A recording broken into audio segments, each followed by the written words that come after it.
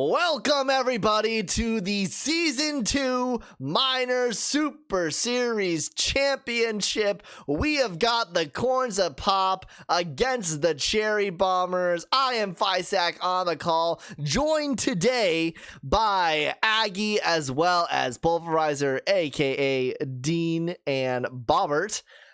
So let's go ahead and get things started. So first, Aggie, what are you looking for in this Season 2 Super Series between the Corns of Pop and the Cherry Bombers? Well, I think the Corns of Pop and Cherry Bombers both have pretty stacked lineups when compared to the other minor league rosters in the SSBL. I'm looking specifically in this first game for Mabel Sparks to dominate and for some of the bigger hitters in both lineups to come through, like Keisha Phillips for the Corns and Albert Pujols for the Cherry Bombers. And then, Dean, what about you as we're going to head over to Shaka Sports Turf? I want to see if the Corns of Pop pitching is able to be as elite as they have been all season against a pretty balanced Cherry Bombers team. They've definitely proven themselves this season, obviously making it to the Super Series. And they got some hot bats, so I would like to see some Corns pitching shut them down. Well, here we go. It's time for the Season 2 Minor Super Series Championship. And Miguel Sparks is underway now. Of course, gentlemen, as we all know, as you definitely were able to watch this. And not at all are we recording this while these first series going live. But Miguel Sparks retired the first 6 batters. This is to shortstop, throw the first in time for the first out. The first 6 batters by strikeout yesterday. And getting started well here with a ground out. Here's Graham Britton, the all-star, right to lose on again, throw to first in time. So, Aggie, talk to me a little bit about, you were the one who was doing pitching, right? Hitting. Dean, tell me a little bit about the pitching of Mabel Sparks. 15 and 2/3 innings pitched with a .574 ERA as they line that one past the diving shortstop for a single. Dominant performance for Mabel Sparks so far in the minor season as well as in the conference finals. Of course, the Corns of Pop, your Panic champions, defeated the Crawlers 3-1, 10-1 as Davis is there to make the grab, and we'll head to the bottom of the first inning. We'll get our first look at Obi-Wan Mahomey. Dean, what are his stats for the season? Obi-Wan Mahomey, he's got 13 and a third innings pitched, a 5.4 ERA, 1.3 WHIP. Not as spectacular as Mabel Sparks, but still pretty decent, especially with how volatile some of these minors games can go. Well, that's going to be a leadoff walk there to Breezy Breathe. I'll bring up Trey Flitflot. And Aggie, feel free to chime in whenever you hear a deafening silence about some of the stats for these batters here. So 545 batting average for Trey Flitflot heading into this game, heading into the postseason. So very high average. 3 home runs also on the season. She's got a 2-2 count against Mahomey. Runner on first. They'll check on that runner. The 2-2. In there low, Mahomey throw to second in time, throw to first. They'll get the 1-6-3 Dragon Special, and that'll bring up King Kush. Interesting, we still call it the Dragon Special down here in the minors.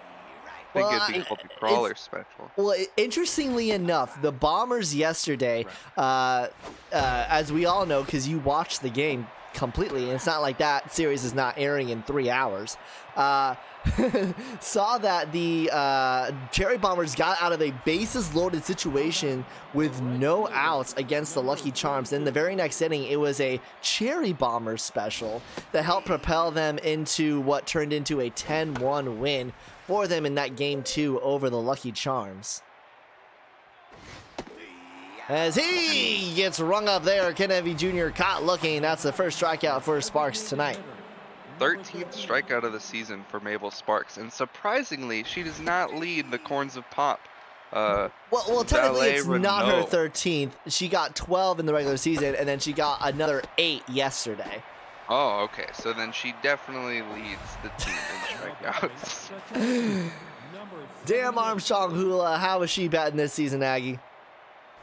Dan Armstrong Hula, 326 on the season, 11 RBIs, 2 home runs. 1-2 count from Mabel Sparks. That's in there. She got rung up. 2 strikeouts for Sparks led to the bottom of the second inning. Moose Shaw, Gerald Davis, Alfred Walker lead things off for the Corns of Pop. Designated hitter, number 23. Healy line to Graham Britton, throw to first in time. And if one of you wants to pull up the schedules, we can take a look at how the Corns of Pop and Cherry Bombers got to where they were in the postseason. From the regular season, that is. Of course, both of them getting series sweeps in the best of 3. This, of course, is a best of 5 series. Corns of Pop taking a 3-1 win and then a 10-1 win over the Crawlers in their series. Cherry Bombers had to fight a little bit more, 5-4 in their first game. This is Horizon a step on the bag for the second out. And then a dominant 10-1 win as those bats finally lit up in that series in the latter part of Game 2. But how they get here in terms of the regular season is this one is into right, and that should do it for the bottom of the second. We'll head to the top of the third. Well, the Corns of Pop went 7-1, only losing 1 game to the Sparrows, 1-3. Not particularly the hardest division to succeed in, but you still have to perform well to get to this position. And a completely different avenue for the Cherry Bombers, who were probably in the most competitive division. Is that right? Yeah, I would say that. Obviously, is the Diamond Jacks the Lumberjacks minor league system, or is that no? High The Diamond Jacks are the High Rollers minors affiliate. The Metros are the Lumberjacks. Okay, so the Metros obviously the weakest team of those 4 in that division, but having the Horsemen and the Diamond Jacks in the same division is pretty tough. And this is a Cherry Bomber squad that actually battled in 2 win-or-you're-done play-in games. Were able to defeat the Horsemen 2-1, then put on a shellacking over the Storm to win their division and get into the postseason. So this team has displayed tenacity, but one thing that they're going to have to struggle through is this Corns of Pop bullpen, which, as we've talked about, gentlemen, is one of the most dangerous batteries that we see in the minors, and could even be better than some of the pitching rotations and bullpens of some of the major teams. And you got to look at Mabel Sparks. She's locked in right now. That's very dangerous against the minors lineup. This is a little bit of a drooper on the left field side. Throw to first, not in time. Beat out. So a little bit of a run here for the Cherry Bombers here with 2 outs. Runners on first and second, top of the third. Here is Ferris Irons. Ferris Irons with a 263 batting average, a little bit lower than a lot of the other batting averages on the team. Let's see if he comes through here. He's got an RBI opportunity. And he gets rung up there, caught looking, 3 pitches, 3 strikes, and that at bat. Mabel Sparks with their 3rd strikeout. We'll head to the bottom of the 3rd. Luzon Phillips and Ryzen. Gentlemen, yesterday when I was on the cast with Whitney and then on the cast with Square, we really got to talk about the health of the SSBL. And if you look at this league a year ago, it was coming out of a pretty chaotic Season 5 regular season, and then how much of a difference a season makes. This is going to be lined out into center to Danny Diamonds, and nowhere more can you see that than in the health of the minor system, when each of these teams only has 1 Ryzen in the batting order. As this one is hit deep into center, tracking back his Diamonds at the track, at the wall, and it's going to be off of the 433-foot wall there. That'll be a triple. Runner on third, 1 out, and here is Zion Ryzen. That was not the Ryzen. Who was that just got the triple? That was the number 8, Keisha Phillips, who had a brief stint in the majors, got called up during the Jose Odor injury. She was one of the players I said to look out for. It's kind of amazing that she's batting 8th in the lineup, as good as her stats are. Well, Phillips will cross over the plate. Interesting they didn't at least try to get the out at home there. Britton put a first in time, and so, gentlemen, this is Corns of Pop baseball right here. Only 1 run scored, but Cherry Bombers need to find a way through one Maple The Sparks. third baseman, number But back to my original point in terms of the health of the league and, you know, seeing especially how competitive the minors are becoming. I don't know if y'all have any thoughts on that. I think it's good. Oh, go ahead. So last season it was pretty competitive as well, but mostly just between the Spartans and the Cherry Bombers, right? Like they pretty much had full teams last season, right? the right fielder, Right. And the difference is being is that we're seeing so many future stars that we'll also get a chance to see in the Super Sim Classic against the SMB3 teams. A lot of those teams, in order to sort of make the playing field fair, we're going to be using a lot of the futures prospects for those games. As that's going to go up the line. Ken Effie Jr. will be on with a single.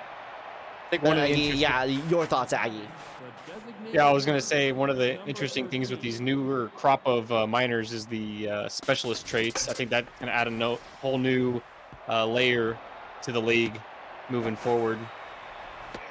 Well, Cherry Bombers with the Cherry Bomber special there. Puts runners on first and second. And here is Damn Armstrong Hula. This ball is hit deep into left center, tracking back and at the track. And making the Gonna catch is stand. Breezy Bree. That'll be deep enough for the runner to tag and head to third. The runners on the corners, 2 outs here in the top of the 4th inning. And that will bring up Danny The Diamonds. center fielder, number So that actually was Diamonds who hit that triple, not Keisha Phillips. Nope. Danny Diamonds is with the Cherry Bombers. I was right. It was Keisha Phillips with the Corns and Pop. I saw the number 8 batter, and I got confused. This one is into right Oh, center, and he that's has scoring himself too. an RBI double. Runner will head towards third. Will they go home? They will. Cutoff is to lose on. He will make the throw home. Not in time. The Cherry Bombers take a 2-1 lead here in the top of the 4th inning. baseman, That's pretty consistent with Danny Diamonds this season. He's batting .350 despite his seemingly lower batting rating, so that's pretty on par for him. This is what I was talking about before the game. Is the Corns of Pop pitching going to be able to sustain what they have done this season against a hard-hitting Cherry Bombers team? And, you know, to your point, Dean, you know, they did have the center fielders who put up a decent fight Yes. for them in their division, but like you were saying, did sweep they the didn't center have much. fielders, though. They didn't have much competition, and in their matchup against the Crawlers only had 6 main batters, and they did have some decent pitching, but a very different matchup here for them against the Cherry Bombers.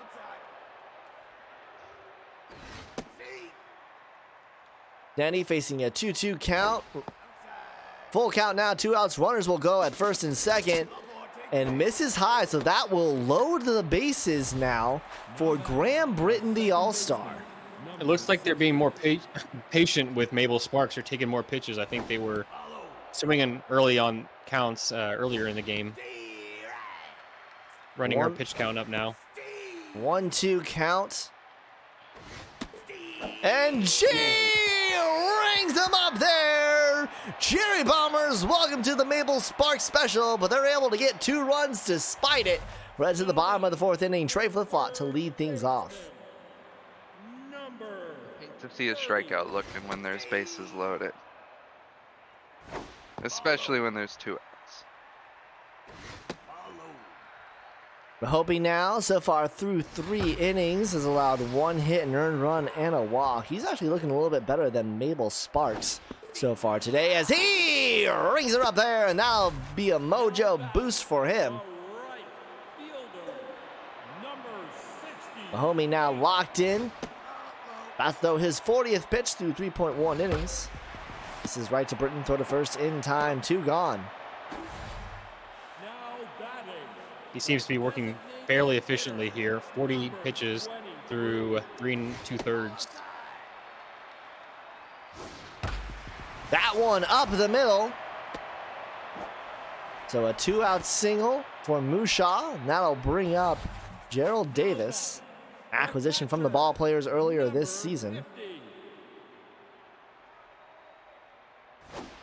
Well, Dean, we're still very early in this first game, but having the Cherry Bombers put up runs on Mabel Sparks, how important is that for this team going into this best-of-5 series? Oh, like if they can get a win off of Mabel Sparks, Oh, it's gonna be tough for the Corns of Pop. I'll say it. Obviously, Mabel Sparks is gonna come back in Game 4, right? Yes. But what if she doesn't get to? What if the Cherry Bombers just go full sweep, 3-0? That would So certainly the make our Corns of recording Pop- time easier, though, as Davis gets it up the middle. Here's Dean talking and says, we'll have enough of that. Now batting. Aggie, I didn't know They if, don't- if I heard you there, if you wanted to chime in. 77. I was just agreeing with him. Yeah, if you take out Mabel Sparks in this first game, it's going to be hard for the Corns to recover from that.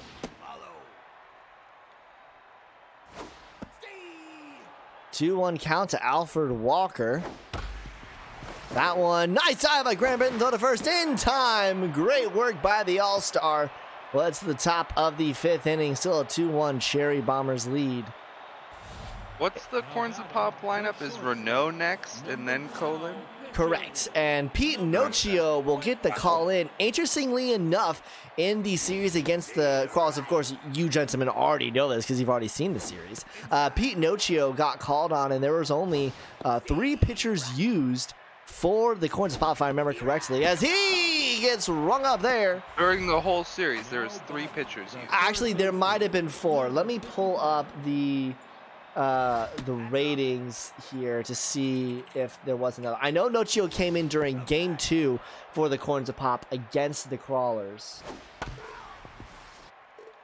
But what can you tell me about Albert Pujols here, Aggie?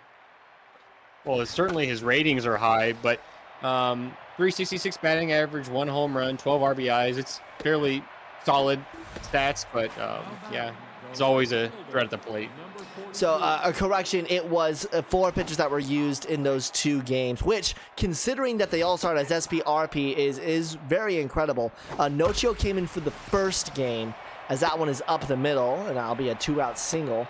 And then Doku Shi actually was absolutely lights out for the Corns of Pop in that game too.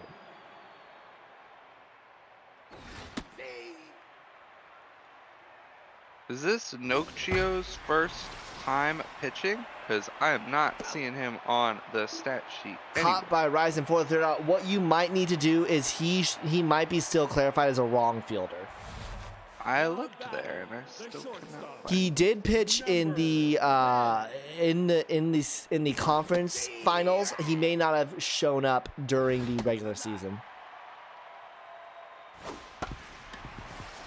1-1 swung on. Graham Bitten throws to Mahomey, who is covering first, and his mojo is going up again. Is that on fire now, or is he is back up to locked in? This one is hit well into left, shocking back at the track and off of the middle of the wall. That'll be a double. Put her on the cycle watch. Screw it. She's got the triple and the double right now. Well, the 2 hardest parts of that, I mean, I would say maybe triple and homer are the hardest parts of that here in Shaka Sports Turf, but the triple and the double, main part is getting that triple through, so she'll definitely have at least 2 more at-bats. 377 down the line, that's out in most parks. 4 hits given up by Mahomey so far today. 63rd pitch as he rings up Ryzen there. Back to the top of the order with Breezy Bree. Aggie, do you have anything on Bree? Yeah, 3 home runs on the year for a leadoff hitter. That's pretty solid. 389 average and 476 on base percentage. Interesting mojo down for Mahomey, checking up on the runner. We have seen multiple pickoffs do that, but that was the first one, so he was pretty low there. This one is into center, and it looks like Danny Diamonds is underneath this. Does make the grab, so we will head into the top of the 6th inning. The Corns of Pop threaten off of the bat of Phillips, but aren't able to convert. Hula Diamonds Rising due up for the Cherry Bombers. Number 78. One thing I'm just noticing is how much higher the batting average is in the minor leagues, with a 315 batting average across the league. For at least the real players that we keep track of. That doesn't include the Risings. Popped up Chris Luzon and gets it in left field. Well, and part of that has to do with the fact that there are many teams that have Ryzen pitchers. So a little bit of an easier time. And it'll be interesting, I think, personally for me, to see the transition as he gets rung up there. Nochio catches him looking. The first baseman. Here comes Harley Risen now with 2 outs. Make the transition to the majors and facing up against very, very good pitchers. As well as important to note, especially in a field like this with how wide and deep it is, as he got rung up there, swing and a miss. The speed and fielding of the outfielders in the majors compared to the minors. Now batting, the third baseman, number 30. Yeah, I think a lot more hits fall just because the defense isn't there at the minor league level. Bottom of the 6th inning, flip ball right to Mahomey, throw to first in time, 1 gone. I'll bring up King Kush. We'll see if Mahomey stays in here. He will. Approaching his 71st pitch, which normally wouldn't be a lot in the majors, but considering their SBRPs, they do not have the same longevity. This ball is hit well into center right, tracking back at the track, at the wall. It's out of here. 441 feet for King Kush. And the Corns of Pop tie it at 2. You're peeking really hard on our end. I That's hope right. it doesn't sound like that in the stream. No, it shouldn't. I have a limiter and compressor on in OBS that limits Okay, that. gotcha. So when was King Kush drafted? I know he was a top He 5, was this. right? He was this past draft. Yes, he And was interestingly a top, enough, Squared was one who said that he thought that he was picked a little bit too early. The Unicorns selected him in the season 6 draft at the number 4 overall pick, taking him over potential players like Bash Sluggington and pitchers like Adrian Walker, Angelo DeVecchio, and do some things. This is hit well into right. It's tracking back. That's not a speedy outfielder. Oh, my Can goodness. it be Junior? double play. Oh no.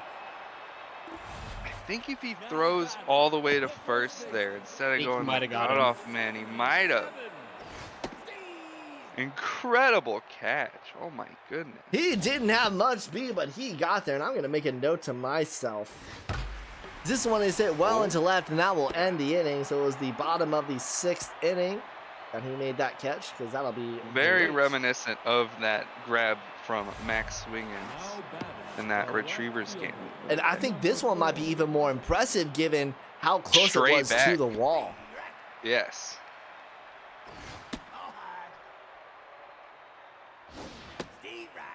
Others, in fact, interestingly enough, King Kush was this one is hit well into right center, and that's going to be extra bases off of the bottom of the wall. 402 feet. That's pretty much out in any other park that is not Shaka Sports Turf. Now batting. So runner on second for Graham Britton, and the bats are coming a bit alive here in the second part of Game 1, best of 5 series. This one is hit well into left, tracking back, but making the catch is Risen for the first out. Now batting, the shortstop. Aside from Bash Sluggington, who was selected 5th overall, the next positional player came at number 11, Emily Prentice for the Angels, and then Jerry Briggs, the 14th overall selection. Grabbed by Davis there for the second out. Now batting, the third baseman, number 55. But Bo Jackoon was also selected after King Kush, so a lot of pressure on King Kush with that high selection, just the 3rd positional player selected in the draft, but tying it up for the Corns of Pop in the bottom half of that inning, and we head to the 7th inning stretch. I want to thank everybody for tuning in to the Season 2 Minor Super Series Championship. I'm Fisac on the call, joined by the Pulverizer and Electric Aggie. Make sure that you are subscribed to our YouTube channel and join us in the Discord. And if you need the Discord, well, here's what you do. You send us an email, and then we send you a link to the Discord, because this is YouTube, and it's hard to put a Discord link there. I'll let you do it in the comment or in the description. I suppose you could, but I'm too lazy. This is into right. Ken Effie Jr., a little bit more of an easy catch for him. Now bring up, we'll call it Psycho Wash. Keisha Phillips. It's official now. Oh. Call it a watch and move it away from a tropical storm warning to a tropical depression, as that one's easily caught for the second out. Fielder, number 16. Brings up the Ryzen, who's over 2, but does have an RBI.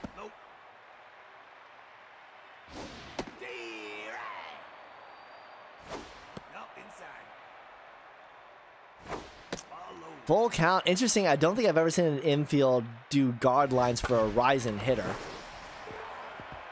It is getting late in the game though, and it's still tied at 2-2. And he gets rung up there.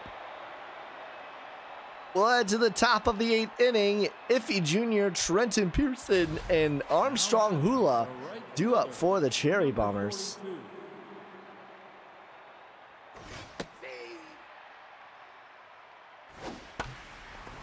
Really Swan on the second pitch. This is into center. Breezy Bree there for the catch. I always want to say Beezy Bree The designated hitter, for that. number 13. Here is Pinocchio's locked in here. He could go the distance if the Horns can get some run support. That's what he did in game 1, coming in for relief for Mabel Sparks. Does the same thing here. This one is hit deep into center, but again, welcome to Shaka Sports Turf. Population second out. Now batting, And here is Damn Armstrong Hula. 78.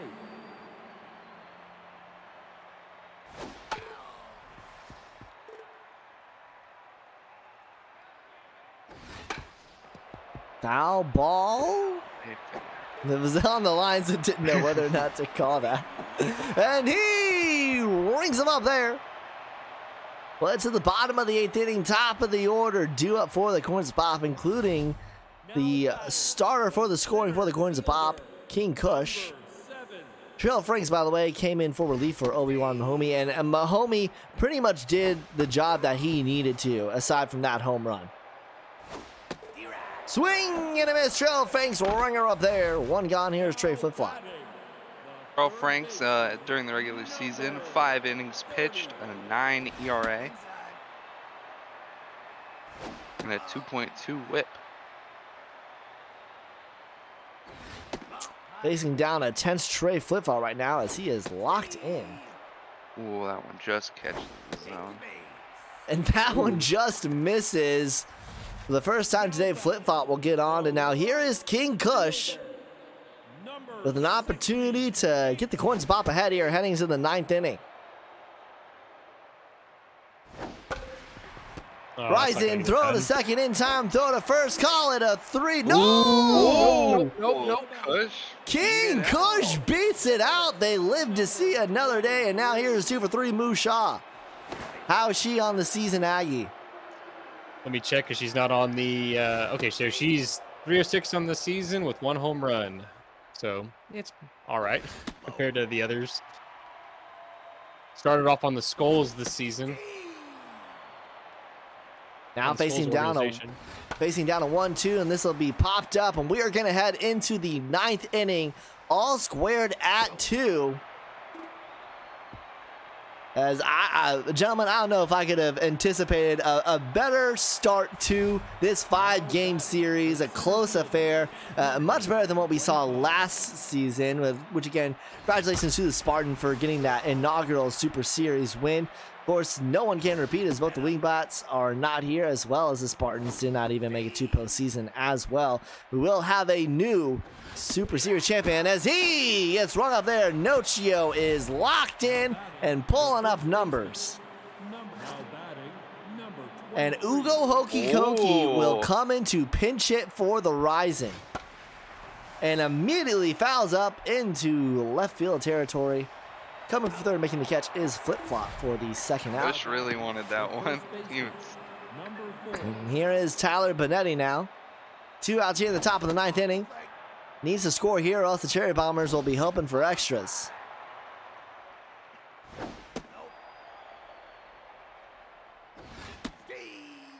The 3-1 count. Misses low. Benetti is aboard. Benetti's second season down in the minors, despite having pretty good stats for a season 4 player. The Bombers just kind of don't have anywhere to put him out in their outfield or DH spot.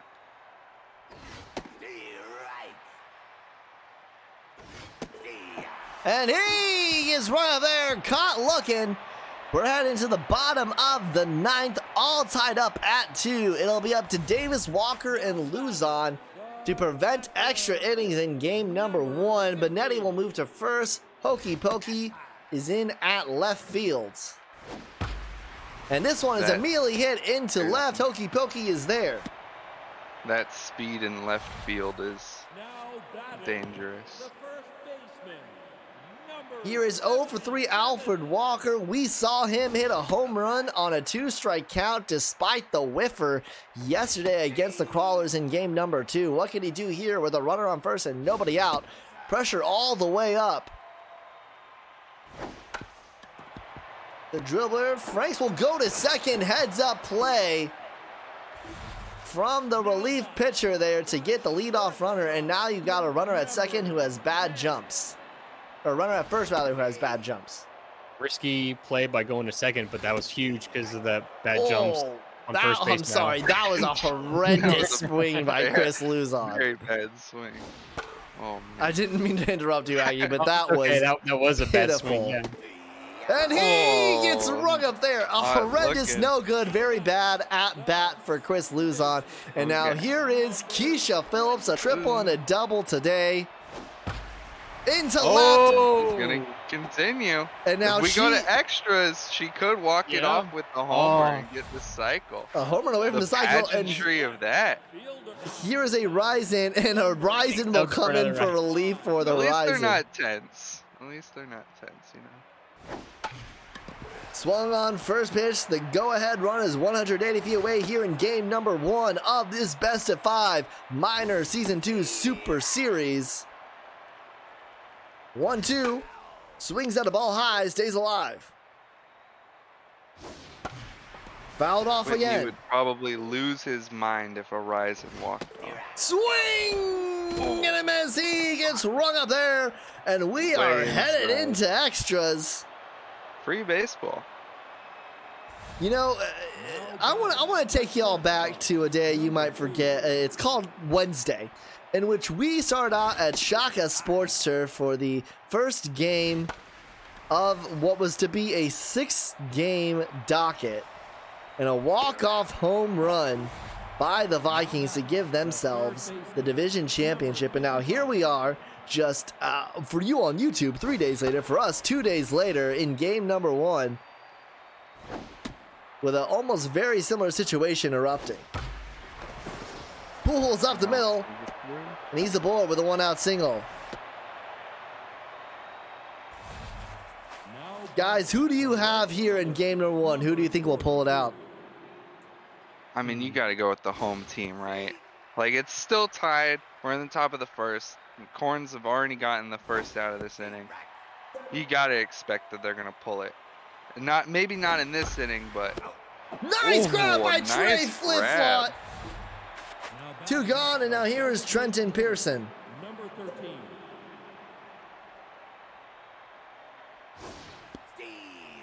Aggie, what about you? I'm gonna have to go with the Corns as well, just because if Nokia ever gets taken out, they have such a strong bullpen and rotation that it should carry them. 3-1 count to Pearson. That finds his zone. Full count, 2 outs. Runner at first will go. And he gets rung up there. Caught looking. It'll be the top of the order for the Corns to pop here in the bottom of the 10th inning. Now batting, the center fielder, number 7. Trail Franks locked in. 3.2 innings pitch. Came in for relief of Obi-Wan Mahomey. 3 hits, a walk, and 4 strikeouts so far.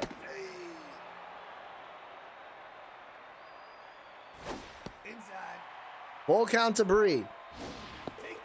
And earns her second straight walk. Now Very good bring up discipline by Trey Bree. Flip-Flop. What were you saying, D? that was very good discipline by Bree.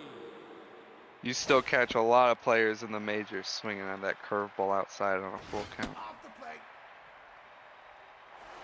Check on the runner at first. Bree has speed. Runner takes off for a second. The throw is in the dirt, and it would have been in time.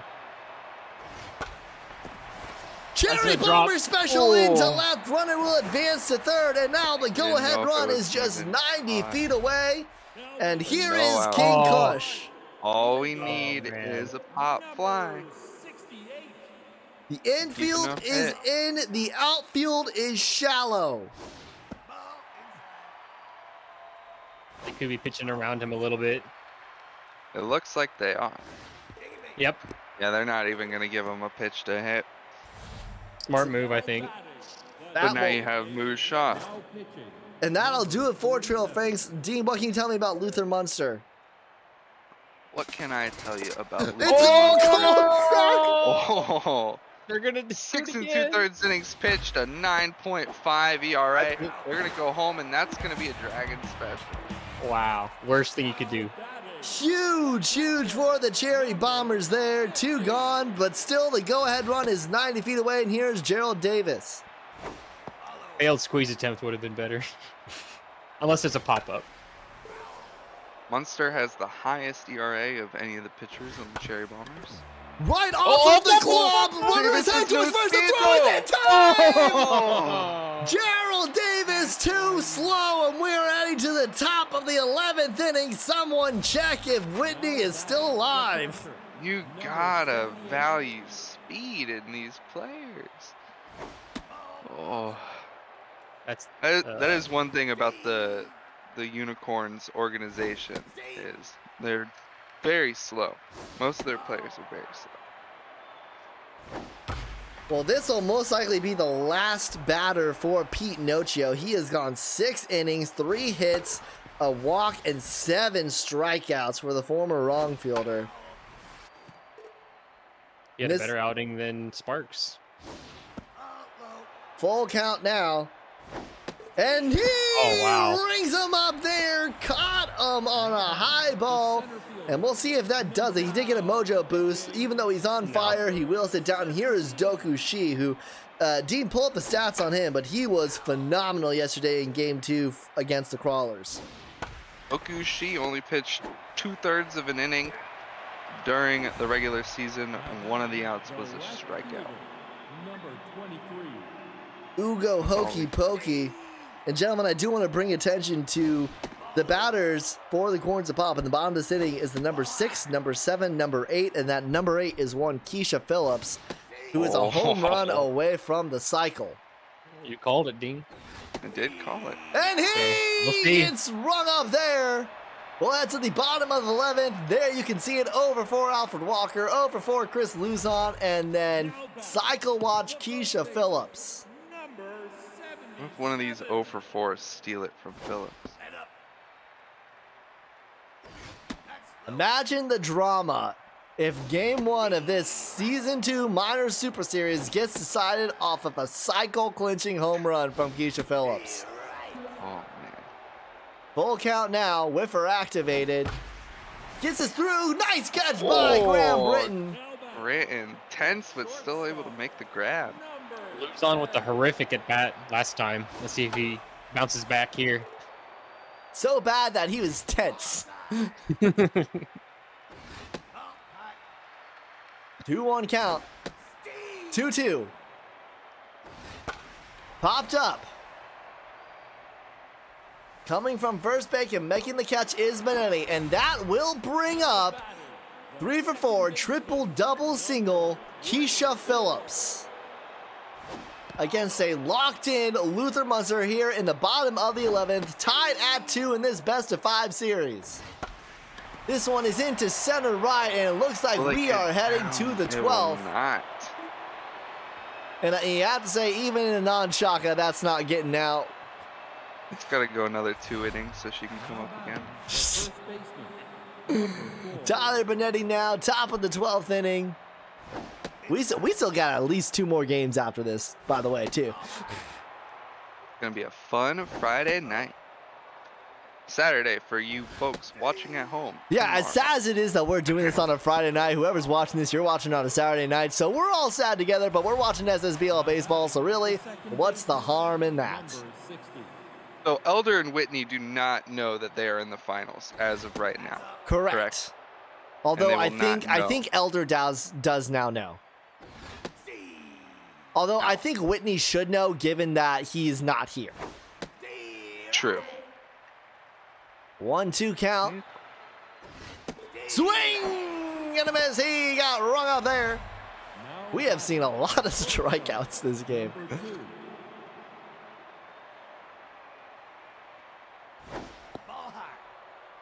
I'll bring up Ferris Irons. Runner at first, one out here in the top of the 12th. The pressure has been all the way up and been that way for some time now.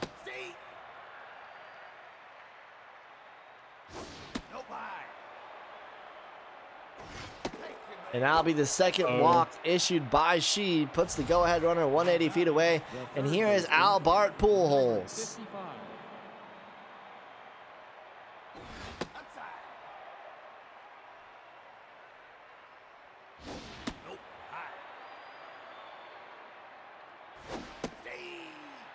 Two 2-1 count. Runners on first and second. Infield set up for a double play. Fouled off. We'll do a 2-2. K-man activated. Missed outside. Full count. Right to Walker. A little bit of an interesting jump. Oh no, Walker.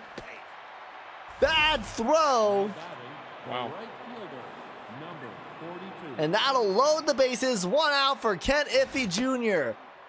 They're pitching out. I think they What was that pitched about? out on a potential sack. but Squeeze. To Squeeze. be fair, they did the suicide squeeze in the bottom of the ninth. This is two. They're just going to turn the double play. No, they can't get it in time. Kent Iffy Jr. beats it out, and the Cherry Bombers now have a 3-2 lead.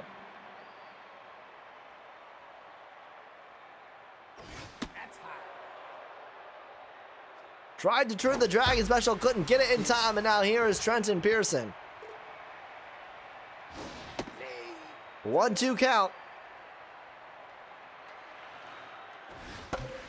This one's a wow. Cherry Bomber special into Oh. right, and it will be a 2-run lead for the Cherry Bombers here in the top of the 12th inning. Now Brings up Damn Armstrong Hula, over 5 today, and tense from it. Where did this player come from? Were they drafted this season? I don't think I've even recognized the name.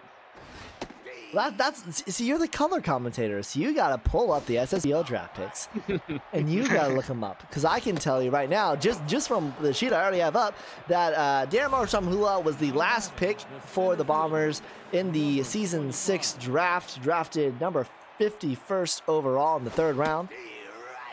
Walk issued to her and loads the bases for Danny Diamonds. Into left, this one's foul. Foul. And don't let Danny Diamond's ratings deceive you. He batted .350 and hit 2 home runs on the season. He's already got 2 RBIs today, but he's gonna pop that one into left. And that will be caught by Ryzen for the 3rd out. Not the same Ryzen that started, mind you. And we'll head to the bottom of the 12th.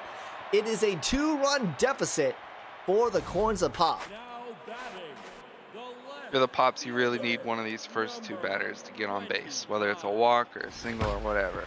And And it is a the single Ryzen's or gonna do it. whatever for a tense Ryzen. Oh, Now batting, perfect. the I'll bring up Breezy Bree now 0 for 3 with 2 walks. She's walked her last 2 appearances. Do it again. Walk off homer.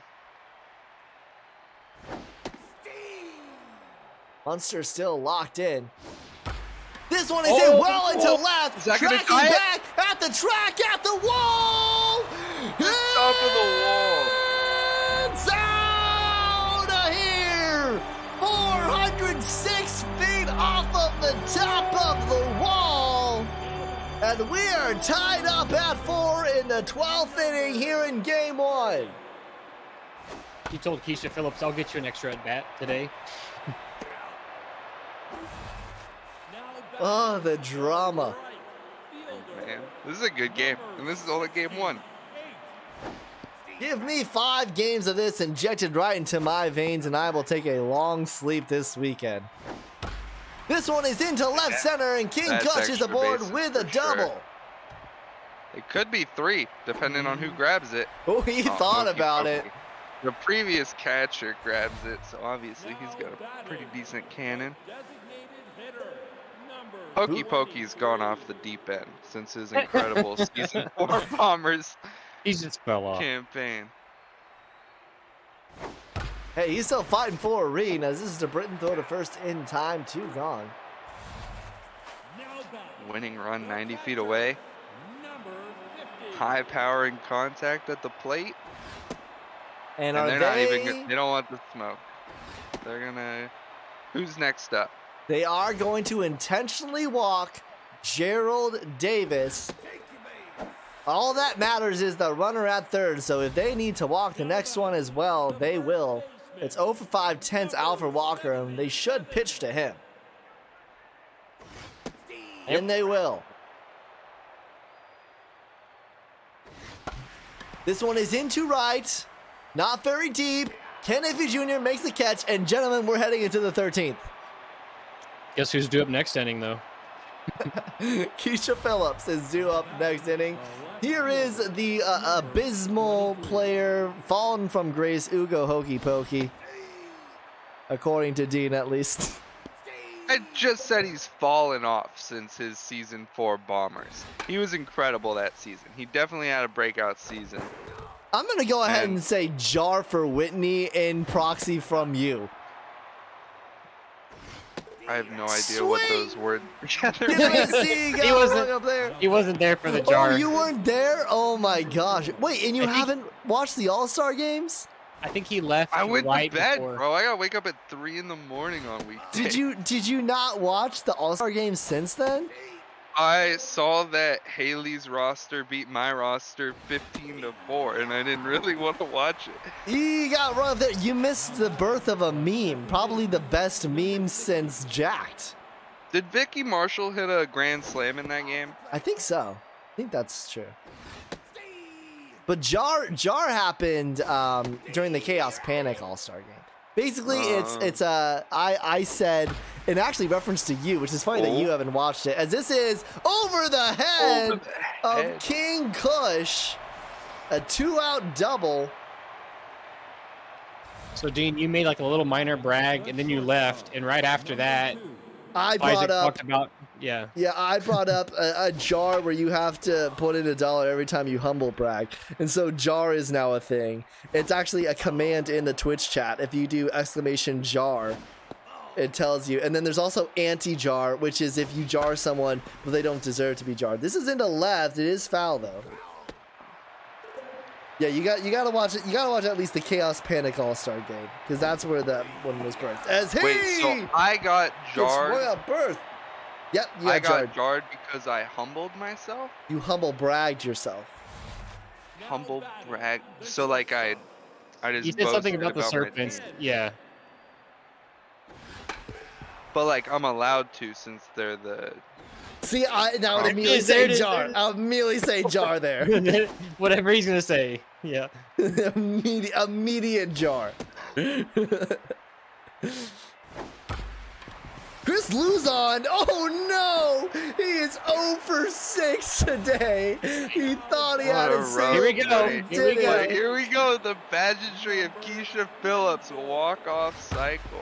Nope. Right to Graham No. Britton throw to first Damn it. in time. Are we allowed to say that on YouTube? What? Say what on YouTube? Any sort of foul language. I- This is a family-friendly stream. Oh, I my bad. apologize. I said the D word. Once again, Ryzen comes in for a Ryzen. Popped up, and we're heading to the 14th inning. Keisha Phillips has to bat again. Keisha And we're Phillips going has to bat again. It 17th. has to be off of the bat of Keisha. You got to think Keisha Phillips. It's ruining her right now to know that she has had so many opportunities to hit the cycle.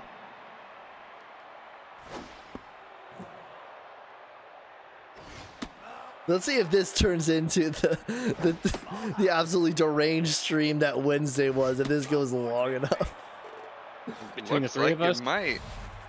Well, I'm now very glad that I asked people to join in. So as Dokishi has It's not done just Archibald you going Longshanks. insane. Yeah, I would have gone insane. It's just myself on a Friday night.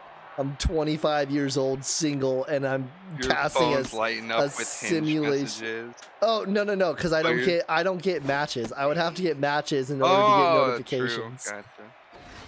But with your luck, the matches would come in like when you're in the middle of a 14-inning game, though, of the series. So Off of the glove of Longshanks, throw to second in time. They will not At get least the they get runner the at lead runner first. there. Dean, what can you tell me about Archibald Longshanks? Nothing. I'll have it queued up. 11 and a third inning, a 1.6 ERA, 0.6 WHIP. Pretty good through 11 and a third. This one is into left This is a center, fun and run. look at the Deep hit line there. that Ryzen just took. Runner will head home, and that will be an RBI double. Cherry Bombers once again pull ahead in extras. And now here is 0 for 5, Damn Armstrong Hula. she does have a walk, though. You're right, everything's She redeemed. does have a walk. Everything is redeemed. You said earlier this game was reminiscent of Game 1 on Wednesday. Yeah, it would have been And over already if it was reminiscent. As she gets For rung six. up there. With a walk. It's gone longer, but this is the second time the away team has gone up ahead by at least a run.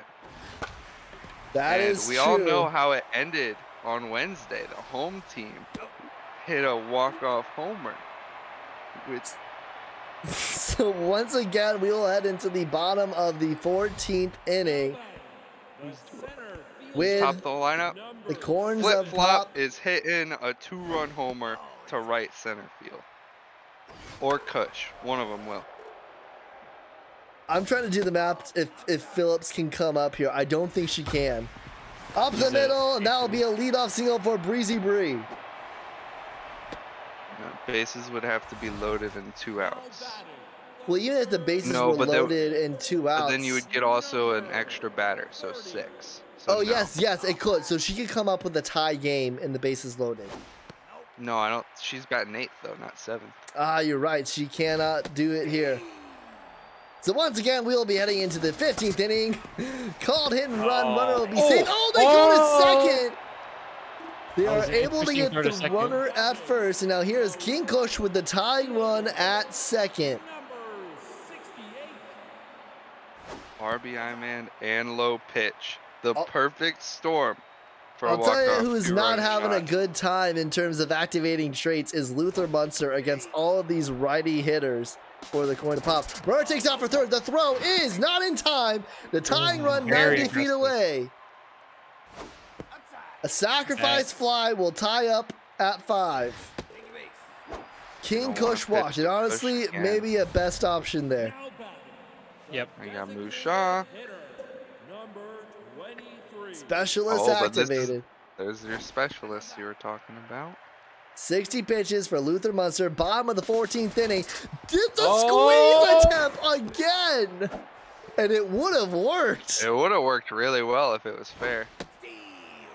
1-2 count to Musha. Oh no, that's it. No, the runner's going home. They're going to go for Oh, the they're Dragon gonna go for the Special and Dragons. they get it. And the Cherry Oh. Bombers Ball- will ball take game. game number 1. Was that the second double play by Shaw in extra innings? It might have been. We end up in the 14th to decide game number 1. Cherry Bombers find a way, and most importantly, get away past Mabel Sparks. Boys, your thoughts from the game. Don't necessarily need to talk about stats, but just your overall thoughts. We go first, Dean. All you. All right. Well, I said to look out for Maple Sparks. She didn't do as good of a job as I thought she was going to do, but she's still only managed to give up 2 runs. And the other player I said to look out for was Keisha Phillips. She had a really good game. We almost had the cycle there, but and that would have won the game, but came short of that. So, and I think this is a big, like Dean was alluding to earlier. If you get a game against. Get a good game against the Maple Sparks. That's a That's the first. That's a first for me, Fisek. I see you're waiting on this MVP screen. All 3 MVPs from the losing team. Oh, that is crazy. I didn't even realize. So I'm gonna change the splash screen here, and let's go ahead and see thoughts for the next game. It will be Renault versus Goodman. So first, Aggie, your thoughts for what the Unicorns need to do, and then I'll go ahead and go to you, Dean, for what you think the Cherry Bombers need to do in the second game, which will be the second home game for the Corns of Pop. Well, they got to bounce back here. They got to come through in those RBI situations more so than they weren't able to capitalize on their RBI situations in the first game. So hopefully they can do it here in the second game. All right, and Dean, your thoughts for what the Cherry Bombers need to do. The Cherry Bombers need a similar performance from their pitchers. All 3 of their pitchers were pretty outstanding, given that their freaking what are they? The SPRPs. Sorry, I lost the word for it. Long reliever, almost. Yeah, they're a long relievers, so only really getting 70 to 80 pitches, and that's if they get locked in at some point. But they made it through 14 innings with only 3 pitchers. So I think all of them were doing exactly what they needed to do. Maybe a little bit more hits from the bottom of the Cherry Bombers lineup and capitalizing with runners in scoring position. They did get out hit by the Corns of Pop. Well, the Cherry Bombers trying to become the first team that could potentially win a minor Super Series and their majors roster win a Super Series in the same season. It's not possible for the Corns of Pop. Renault on the mound. Dean, what can you tell me about Valet Renault? Noah's had a phenomenal season. 17 innings pitched, 1.58 ERA, and 20 Ks with only 1 walk. Brings up Ferris Irons. And again, Aggie, whenever you want to talk about batting average stuff, just feel free to jump in. Yeah, Ferris Irons with a 263 average and a nice little single there. No getting lit up early, 2 singles in a row. The third baseman. Here is Albert Pujols. Was a little bit cold in game number 1. Always a threat with that power. 2-1 count. Runners on first and second. Misses. 3-1. And that'll be a walk for Pujols, and that will bring up Kent Iffy Jr. And Valet Renault is injured. Elbow pain. Which this will not matter. She will still play in a game 5. If that's the case, we do not keep track of minors' injuries. That actually might not be a bad thing for the Corns. We get to see Pinocchio again. He had 6 and a third 10 minutes ago when he pitched last. His arm's feeling fine though. Everything's fine. He's still got at least 3 innings. all of the pain went to Valet Renault then. Which I mean, that's right. That's what happened. Given that she has elbow pain, it makes sense how she walked about her and gave up 2 hits now, doesn't it? Yeah. There we go. And they're able to get out of that. Corns of Pop. The Cherry Bombers load the bases. They don't get anything from it. We'll go to the home side here as they'll look to even up this series, heading over to the Emerald Diamond for games 3 and 4 if they can force a win here. Jules Goodman, 27 innings pitched this season, 18 Ks, a 1.67 ERA, a 1.1 WHIP. And what can you tell me about Trey Flip-Flop, Aggie? Yeah, over a 500 batting average on the season and an OPS of 1.552. So very good stats this season with 3 home runs as well. That one fouled off. Full count to Flip-Flop. Just misses outside. Again, displaying that patience that Dean was talking about from game number 1. And that brings up King Kush. Number 68. Oh. In the dirt. First pass ball we've seen. I don't think we had any in game 1. We saw a little bit of it in the conference final games, but to your point, Dean, not from either of these teams. As Kush pops up behind the plate. 2 gone now. I was going to mention that the runner advancing to second there activated the RBI man, but it didn't seem to make much of a difference in the pop-up. This one is into center and right in front of Danny Diamonds. Runner will come home and Oh, man. I think would still have been safe, but it was close. Danny Diamonds failing on 2 accords there, although that was more so on the catcher for not fielding that cleanly.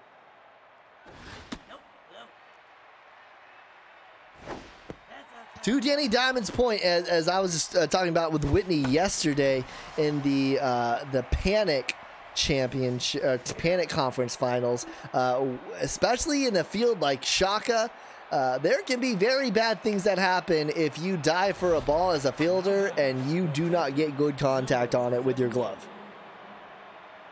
Especially in this field. I don't know if that was part of what you just said. Yeah, it actually was 100% one of the things I said when I described it. We're It's not starting. as I don't know bad if you in guys right or feel it. left We're officially 1 hour in, and she gets hung up there. I'm starting to feel the derangement a tiny bit. It's just that's what the 3-caster streams does. But I mean, last time we did a 3-caster stream, we had 24 viewers on Twitch. So good things happen when there's crazy. Flip-flop, throw the first in time. If the ball gets by you at Tiger Den, it's still like a single or a double. It's not that big of a deal. Number 53. Aggie, are you moving from Tiger Den? I think so. I hate that You're stadium. not allowed to. It's got to. You're the Wildcat, so you stay in Tiger Den. A Wildcat is not a tiger.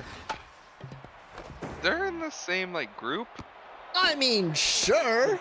Both cats. They're you big know. cats, right? I've got cousins that live in Virginia. I don't want to associate with them. Why not? What's wrong with Virginia? It's a joke. I don't feel comfortable talking about it here. You This brought one it is up. into left. You Caught did bring by- it up. You brought up your cousins in Virginia. You don't That's wanna caught talk by about it. Ryzen. Something We'll you head wanna- to the bottom of the 2nd inning. Walker, Luzon, and Phillips. Is there to, something you want to tell us, Isaac? Have you gone to West Virginia? Because Hey, I got my news mom for is you, from man. West by God, Virginia. Hey, Aggie, what can you tell me about Alfred Walker this season? Yes. Alfred Walker, 333 batting average, 7 RBIs and 2 home runs on the season. Sorry, I was really invested in your cousin story. I wanted to know Here what was is going on. Chris Luzon now with a runner at first. I wish we had the time. Unfortunately, the broadcast does not allow it. we have time in between games. I'll make sure to come back to that.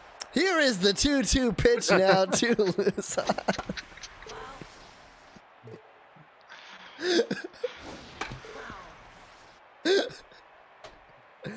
Oh, man. Staying alive here. Swing and a miss. He gets swung up there. Oh, for Luzon has just looked- 7. Yeah. He looks more like a loser, you know what I'm saying? Wow, that's just antagonistic. This one is into center. Danny Diamonds, though, is able to make the grab for the 2nd out. Yeah, Luzon now 0 for 7. He was so close to having that hit in the 14th inning, man, and it just got robbed from by him. Britain, right? Bullhole so the first in time, so we will head to the top of the 3rd inning. Britain irons Pujols due up. So now that we're in game number 2, I've got different topics that I'd like for us to discuss during the games. And one thing I want to bring up is when you watch minors games, does it feel like minors action to you? And I don't mean that in a derogatory nature of it's so much worse than the SSBL, but almost that it's more exciting, similar between like professional and college, where professional is so much more refined as he gets run up there, and in college it's a little bit more sloppy, but it's almost more enjoyable in terms of the intensity. I don't know what y'all's thoughts are in terms of watching these lineups. That will be a 1-out single. I feel like when you have 2 teams like this where the whole team is real players and not filled with Ryzens, it does feel like majors. Like last game, I would put that in the top 10 games that I've watched this season. Going 14 innings, both teams battling for it. As Keisha Phillips tries to tag the runner, can't, but gets the out at first. What I like about the minors games is that I can kind of sit back and watch the Jungle Kings play, and if they mess up, I don't rage as hard as if the Wildcats were to mess up. So Yeah, I've got to say, all of my raging kind of went away after season 5 for the Dragons. Just going off the deep end. Yeah, you really going 6-0 and then ending the season 1-8 and losing to the Overdrafts, who make it to the postseason for the first time in their history when they've been around since season 1. It does something to a person, and I think that's part of the reason why I can cast Dragons games. It's just like I would love for my team to succeed, but also I don't base it off of. And I say that because the Raptors were the worst team in the minors this season, 1-7. Only win was against I think the Cobras went 1-7, didn't they? No, Cobras went 2-6. Oh, dang. I don't even know my own team. I know 2 of them made the All-Stars. That's about it, though. And you didn't even watch the All-Star games because you didn't even know about Jar. I know Duke Town hit a home run at some point because the scoreboard at the end said. How did that game end? How did the Epic win? Are you talking about? Are you talking about the Epic? The minors. The minors? Oh, the Panic. The Panic came back out of nowhere. Another reason why I need to watch Chaos Panic, not just because of the birth of the meme of Jar, but also the birth of the meme of Bojack Oon. I'm sure you probably saw the clip of him. I did hear it. Oh my gosh, the Bojack Oon, the cojones on that man. keep it on the show. Double steal attempt to throw to third, not in time. Wow. Double steal. Breezy Bree gets in safe. Popped up behind the plate. Gonna hit the cage. And it will hit the cage. Got his as RBI, it man. says. Watch out. Watch out for King Kush. Swing and a miss. He better watch out for that ball because that was nowhere near the strike zone. One out, and here is Musha.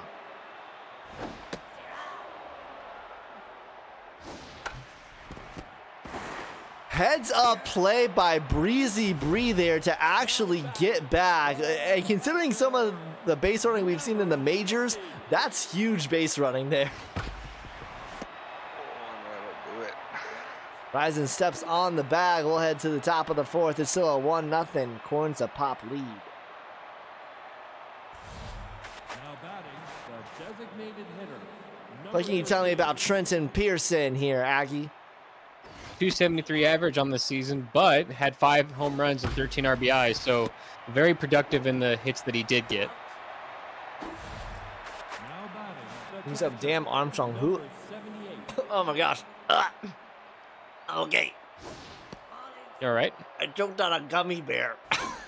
I'm honestly surprised that Hula is not tense after a pass ball and then a dropped catch Now to allow the batting, first run of the center game. fielder, number 25. All right, I'm back alive. Damn. This one is hit deep into right, tracking back, and making the catch is King Kush. So we'll head to the bottom of the fourth inning. Walker lose on Phillips. That's the one thing about this is that I don't think a lot of people will watch the Miners Super Series. Prove me wrong. And you can prove me wrong by making me choking on a gummy bear a meme. Because that's the thing I was going to say is that how many people are going to make fun of me for choking on gummy bears?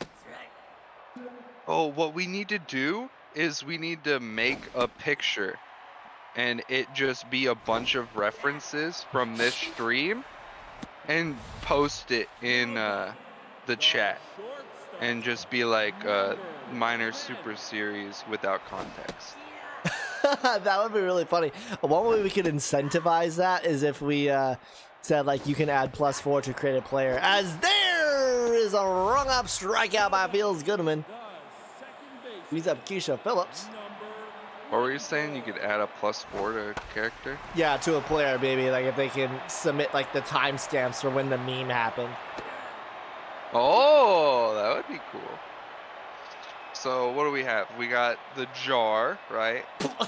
Even though it didn't originate here. So the meme you of the jar explained it is to me. Dean finding out about the meme of Yeah. the jar when it was literally about him humble bragging, and then it just, and so by the way, Dean, the meme of it became that anytime any one of us mentioned in chat as well, anytime anyone just mentioned anything about their team, didn't matter whether it was good or bad, it was immediate jar, as well as like anytime Squared brought up anything about the Bombers, I would say Whitney jar, even though he wasn't the one who brought it up.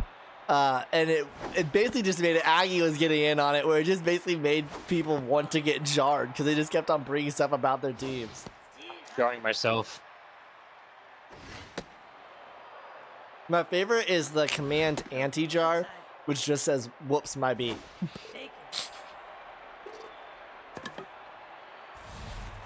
We're gonna have some gummy bears, some Virginia, and a little bit of West Virginia in that picture. Dude, if one of you wants to, I don't know if you guys have like Photoshop or anything, but if one of you wants Dude, to, just use Snapchat. Snapchat, you just use like. do you want to put it together right now? You can start Yeah, putting it together. let's start putting it together. I'll just start making a bunch of stickers. And then You we'll need a slap jar. them As Warner together. takes off for a second to throw. In time. Sit down, Ooh. Bonetti.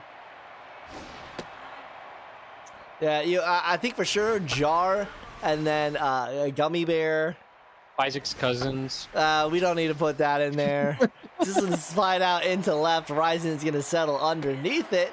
Well, it's the bottom of the fifth inning. Corns of Pop still with a 1-0 lead. Now batting, the left fielder, number 16. Maybe like a picture of a skeleton in reference to how long game one went, as Ferris Irons makes the grab there. Now batting, the center fielder, number 7. Oh, maybe a picture of like the water cycle, but with an X through it because Keisha Phillips wasn't able to get it done. This one over the leaping second baseman. That's going to be at least a double. Diamonds makes the throw in, and it will remain a double. Or actually, I believe that is, no, it's not Breezy Keisha Bree. Phillips, it's Breezy Breezy Bree. Bree. Third baseman, number 30.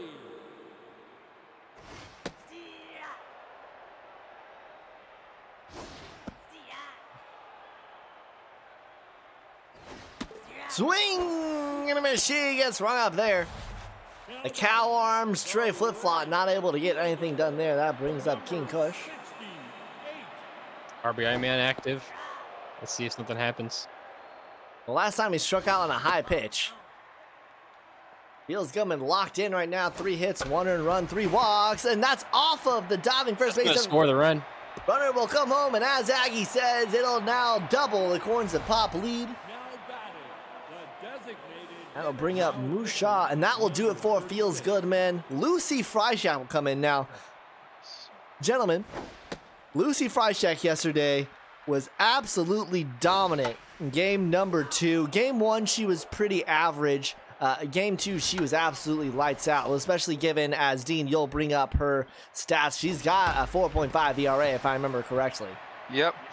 14 innings pitched, 7 Ks, 3 walks. Only let up 1 home run.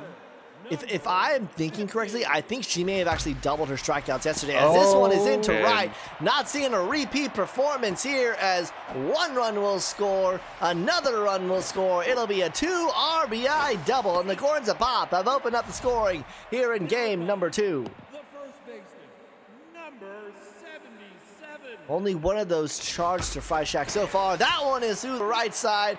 Now it'll be 2 earned runs. Don't call it a jinx, call it destiny. I will call it a jinx, and I think you That was jinx a a jinx. lot of stuff. No, Yep. it's not jinx. It's okay. What would Okay. cause it to jinx? What are you telling me that there Okay, is some? so let me think.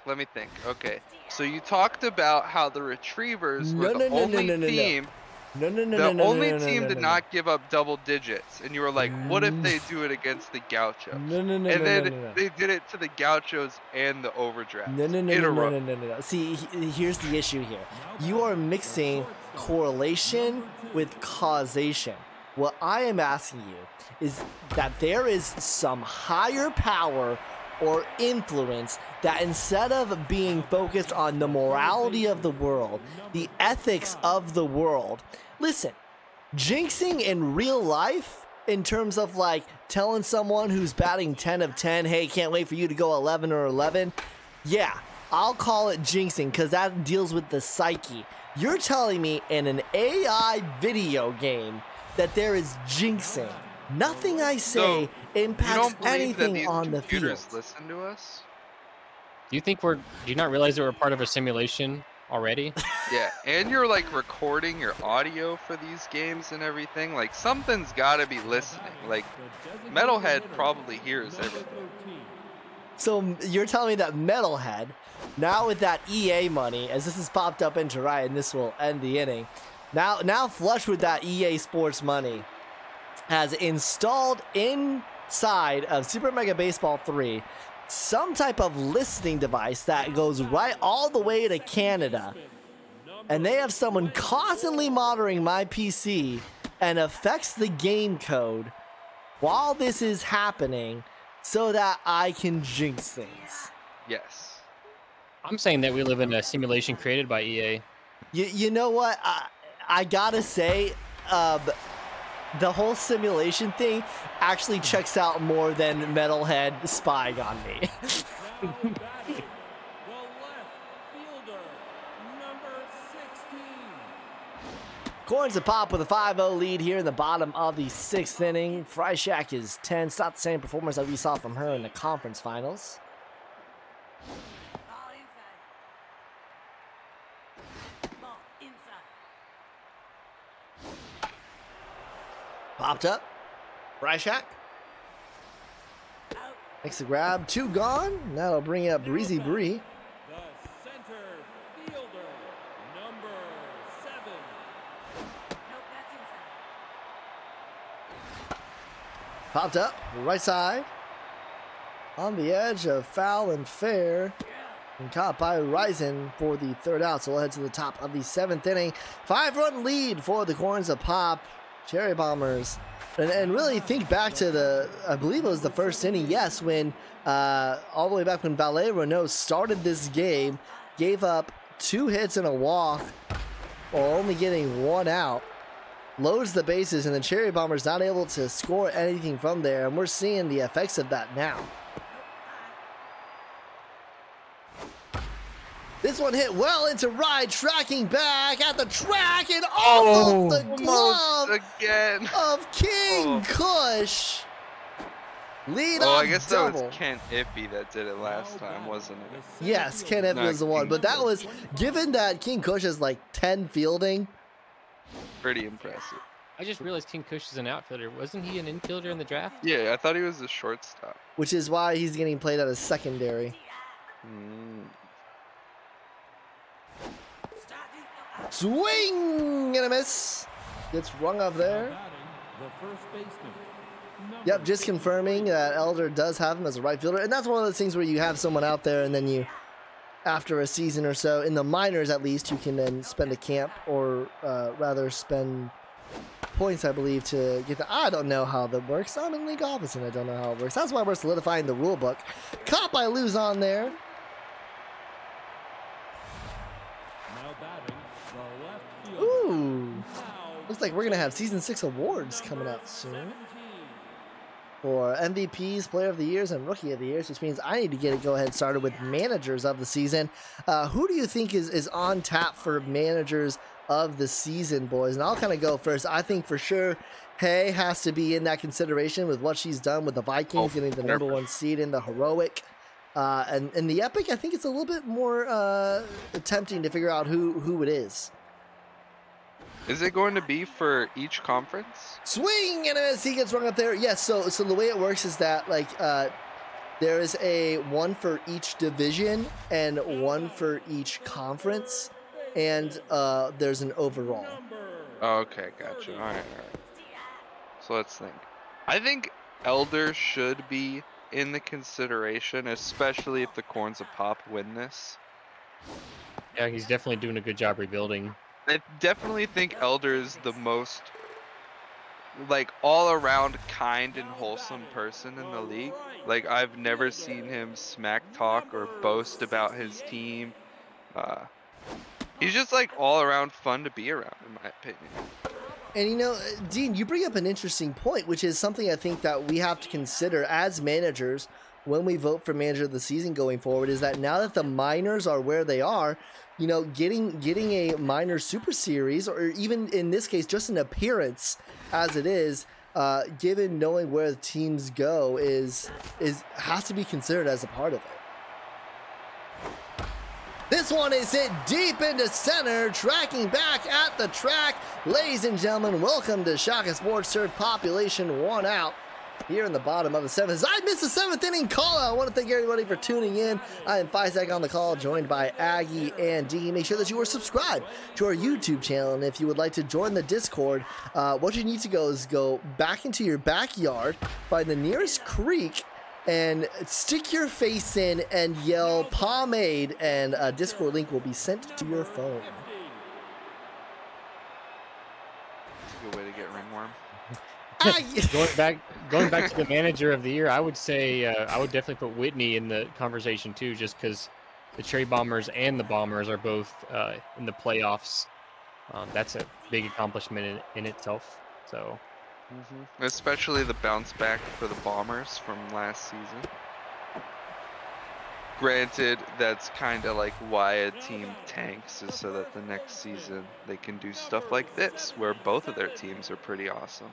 Well, I feel like part of manager of the season voting, like for example, when Puppet won last season, it's all about where you are and where you go, which is why it's going to be harder, for example, like managers like you, Dean, to win manager of the season, because the Serpents are always a perennial challenger, even at 6 and 8, to go in as this is looking, no runner will hold at third. That's a decent arm on Danny Diamonds out there. It's kind of hard for the really good managers to potentially win, because it's really the shining stars are the ones who really show that they put in the effort and create something. doesn't NFL have the comeback player of the year? Which, if you get that award, didn't that mean you have a down year the year before? So, like, yeah, basically. So if you're just constantly good, how are you ever going to get that? Chris Luzon may go 0 for 9, but no one makes Chris Luzon go 0 for 10. He has a bases clearing double, and the Corns at Pop have blown this open. It is now 8-0. Number 24. Yeah, you bring up a good point. If you're constantly good, it's kind of hard to see you improving to get to the manager of the year. You're just constantly improving the team or constantly good. Number 52. That'll do it for Fry Shack. Not her best showing. Here is Donnie Briefs. Dean, what can you tell me about her? About him. Oh, I cannot tell you anything. They're not on the sheet. As he rings up Rising there. Cherry Bombers have an 8-run deficit. Britain Irons pull holes due up. Now back. The second So since both of you are epic managers, who do you think in terms of the heroic deserves consideration? Is this one is going to drop through for a leadoff single? I found briefs, but everything is messed up. Actually, no. They have 1 inning pitched and 2 earned runs with the 18 ERA. So I would say, yeah, you were hitting on having Hay as one of the, at least someone in the conversation, definitely. The fact that she came in and won the heroic during the regular season.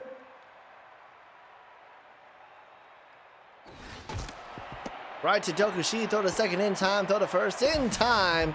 Dragon special, 2 outs. I and think here's in the Alvaro epic, Rojas. it's gotta be between Elder or Whitney. Well, that's the epic. Isn't that what you just said? I asked You're talking heroic. about heroic. Oh, okay. So,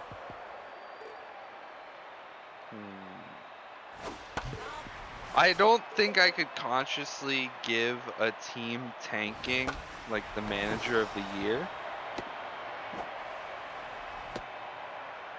Especially with the way that some of them have conducted themselves with the way that they're tanking. Uh I think putting a pitcher in on short relief on purpose to try to lose an extra Yeah. game. Strike. I think if you, then the next couple seasons after you tank, you show improvement and make good moves, smart moves. I can see you being a manager of the year contender then, but just tanking to tank now and hoarding a bunch of picks, I don't think that's good enough to be in the conversation. I think you have to have a good on the field team to be considered in the conversation. I will say though, despite the Walkers not making the postseason, I do think Pasta should be in the conversation to some extent.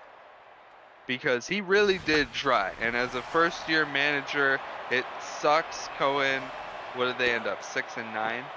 6-8, and then losing in their playing game. Yeah, 6-8 and then losing in the playing game. They really did try to go all in and fell just short. They were in such a tough division with the Vikings, Knights, and Dragons. Really just kind of Oh, decimating. no, Here we that's go. gonna Here we get go. past a diving Might just be a double. Tyler Damn it. Benetti. Wow. Anyways, continue, Dean. But yeah, just like Pasta really did try, you know, and I think that deserves to at least put him in the conversation, you know. Yeah. It's not like he went out and was like, all right, boys, we're tanking. And he went into every game trying to win. And I think that's what matters. Off of the glove of Ferris Irons, throw to first will not be in time. Bottom of the 8th inning, 1 out, runners on first and second. Number 23. Ball outside. So we will most likely have 4 games then. Unless the Cherry Bombers can do something really special in the top of this inning. However, luckily for them, we will be heading to the Emerald Diamond for the next 2 games. The catcher. And here is, I mean, do you want to call it cycle threat Gerald Davis? Just for the memes? There's no way he's getting the triple. Even if he's jacked, his speed will not allow it. This ball is hit what do you- well into right, tracking back at the track at the wall! Oh, It's out of here! A grand slam for Gerald Davis, who is a triple away from the cycle. So now that he's on fire, if he's on fire, I'm not sure. That would that boost extra his 3 speed might Yeah, help. So if the right fielder dives and misses it, he's got a solid chance in the chance, yeah. stadium. We are in the bottom of the 8th inning, so Corns Pop will not be coming yeah. up back to bat. Oh yeah. Now batting. We could bat around. Shortstop, number 10. Quite the comeback story for Chris Luzon. 1 for 10, but 3 RBIs and a double. Pretty, Like pretty I said, nice. you may get Chris Luzon 0 for 9, but no one makes Chris Luzon go 0 for 10. The second That bases clearing double really opened up the game at that point. That's right, Keisha Horizon. Phillips not having as good of a game. 1 for 4 today for Phillips. It'll be Pearson, Hula, and Diamonds. As the Cherry Bombers are looking like they'll take the L here. No offense to speak of from them. And not even off of the arm of Renault, actually off of the arms of Doku Shi and Pete Nocio. That one will get through. Now batting the catcher, number And boys, by the way, if you need to step aside and take a break in between games at any point, just let me know, and like we can all like take turns doing duty as we get through this stream here. As that one will drop into right, and the Cherry Bombers will look to try and get on the board. King Coach plays that wrong, and no one shuts out the Cherry Bombers. It'll be 12-1. now batting. Some dignity remains. Number How could I 25. possibly miss even a second of this intense gameplay?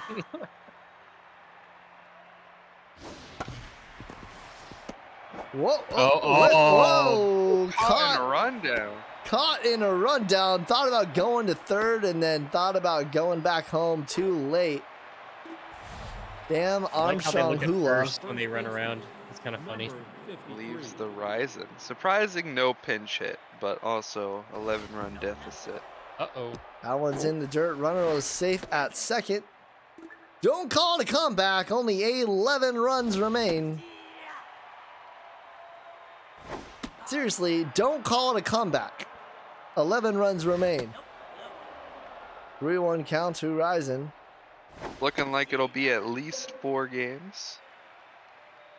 Could be here all night. As he gets rung up there. Well, interestingly enough, we won't know if we're going to a game 5 until game 4.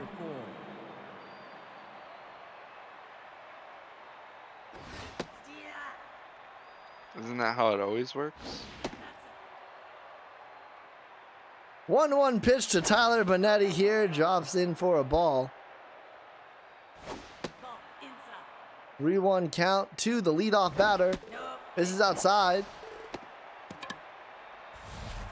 Brings up Graham Britton. Runners at first and second. 2 gone here in the top of the 9th inning.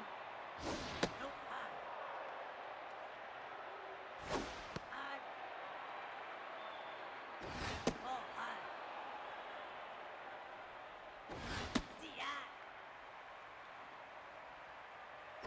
Take your base. And that'll be another walk. So Doku Shi, a little bit shaky here as they're trying to close out this game. Here is Ferris Irons with the bases loaded and 2 outs.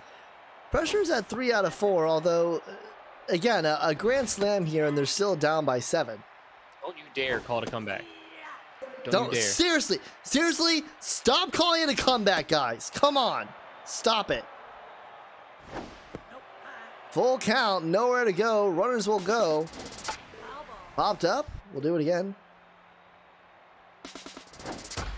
This one is deep into center, but right there is Breezy Bree, and that will do it for game number 2 in our Super Series. Corns of Pop level it up. We're going to head to the Emerald Diamond after this. But before that, let's get your thoughts on this game. First, you, Aggie. Yeah, I said it was important for them to bounce back in game 2. The Corns certainly did with the 12 runs. Pitching looked great. Was able to shut down the potent Cherry Bombers. So looked good game 2. Nochio goes 6.1 innings, gives up 4 hits, And 1 walk, and 3 strikeouts. Forgot to mention, Nochio did a great job filling in for No, who only managed to get 1 out and load the bases. So, And through the first 2 games of this series, we have had 6 Corns of Pop MVPs of the game. So we're going to go ahead and make our way now to the Emerald Diamond. Dean, any thoughts about what we've seen so far? I thought it was interesting how the Corns of Pop only had 1 more hit than last game, but scored 8 more runs than they did.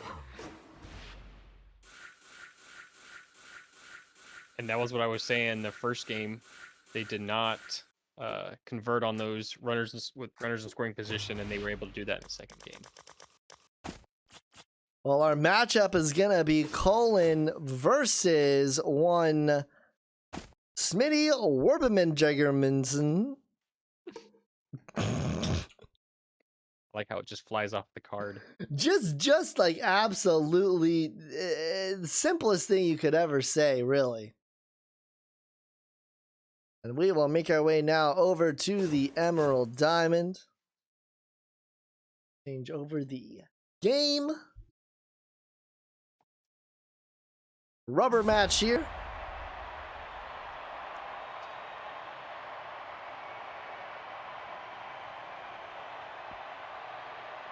As Dean, can you tell me a little bit about Smitty and what he has done so far this season?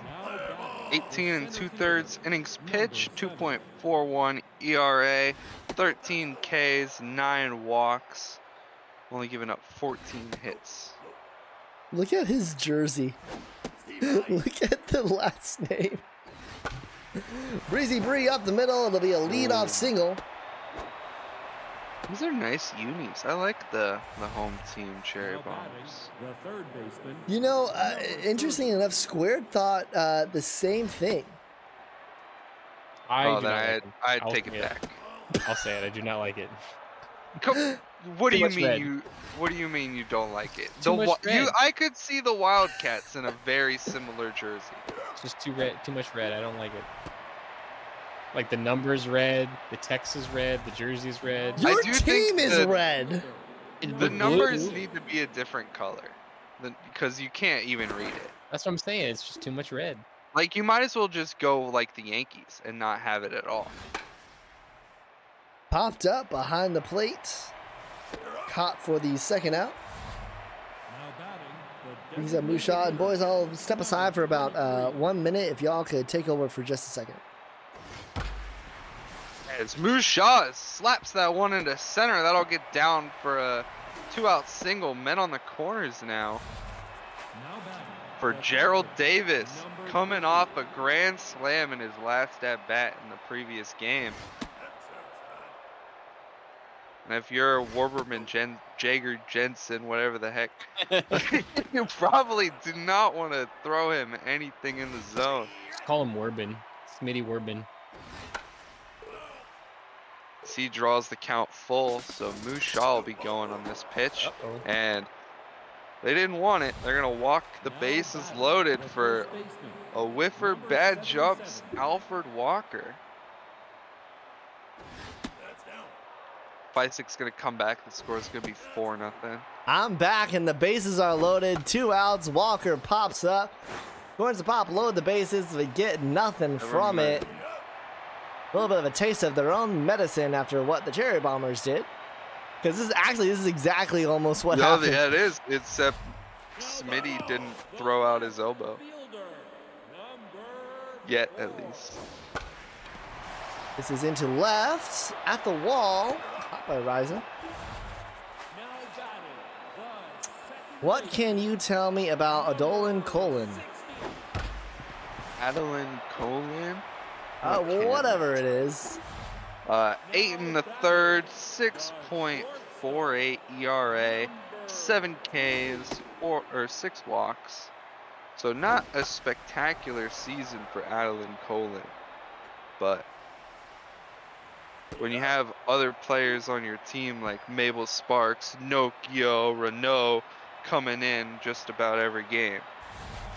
Now batting, That was almost a the rap there. shortstop, Nokio Renault.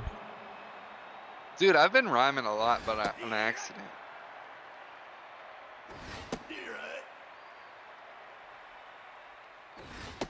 Chris Luzon, 3 pitches, 3 strikes as we get a look at the bug-eyed Smitty. second baseman, number 24. Luzon not very nice. continues That's his not very streak. nice.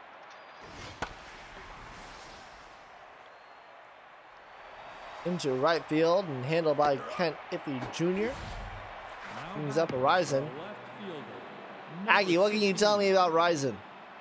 Ryzen, not very good. No power, no speed, no contact, no fielding, no arm. Not very What good. was that? He's got on base. Wow, don't you have egg on your face? Now batting, the Aw, center man. fielder, number 7. I've seen a Ryzen rob one of my players for on a home run, so anything's possible with those guys. Breezy Bree. Into right, that's a single. 2 outs here in the top of the second. Now batting, the third baseman, number 30. Here is Trey Flip-Flop.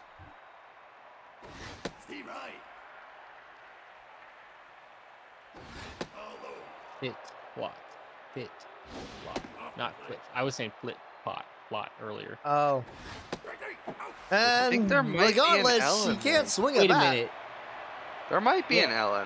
L. on my spreadsheet it has an L, but in the game there is no L. That's I think probably it's why I just 'cause we're call watching it. it I in call her 70 Flip-Flop. 20. Number 55. Regardless, the batter formerly known as Trey strikes out there. Now batting, the right fielder, number 42.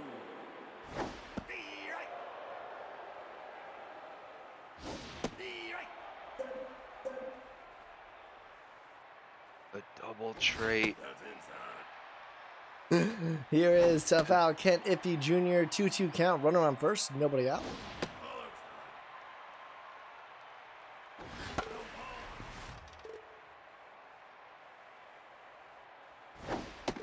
And he gets run out there.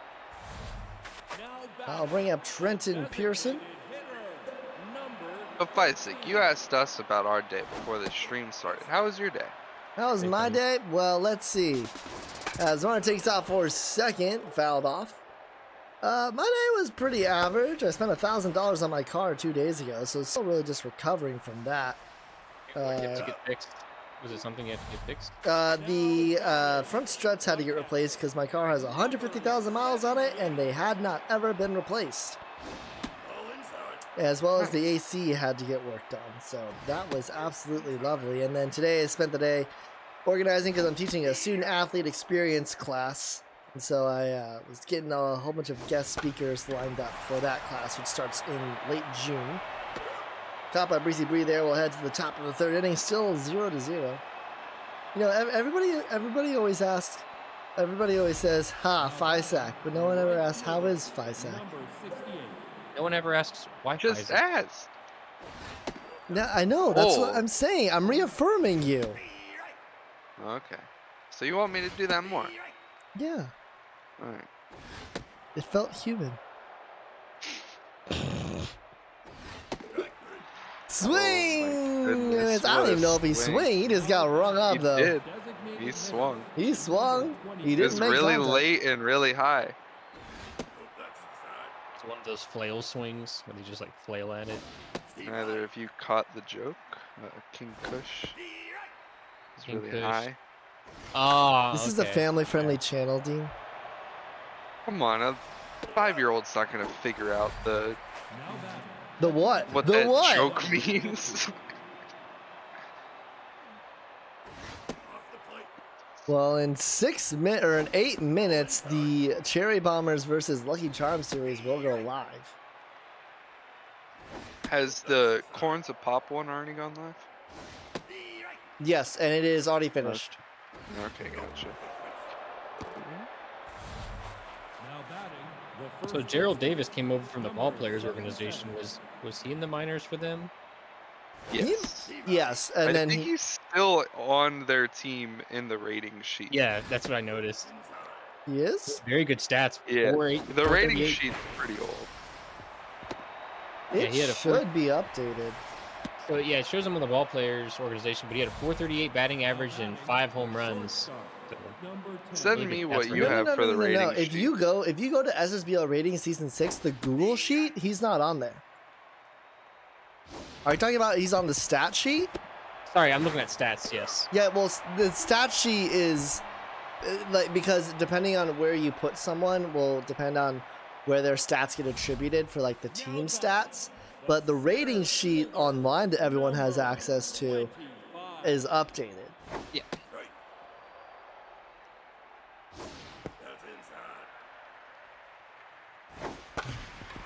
Bolin locked in. Here is Harley Rising. Number 53.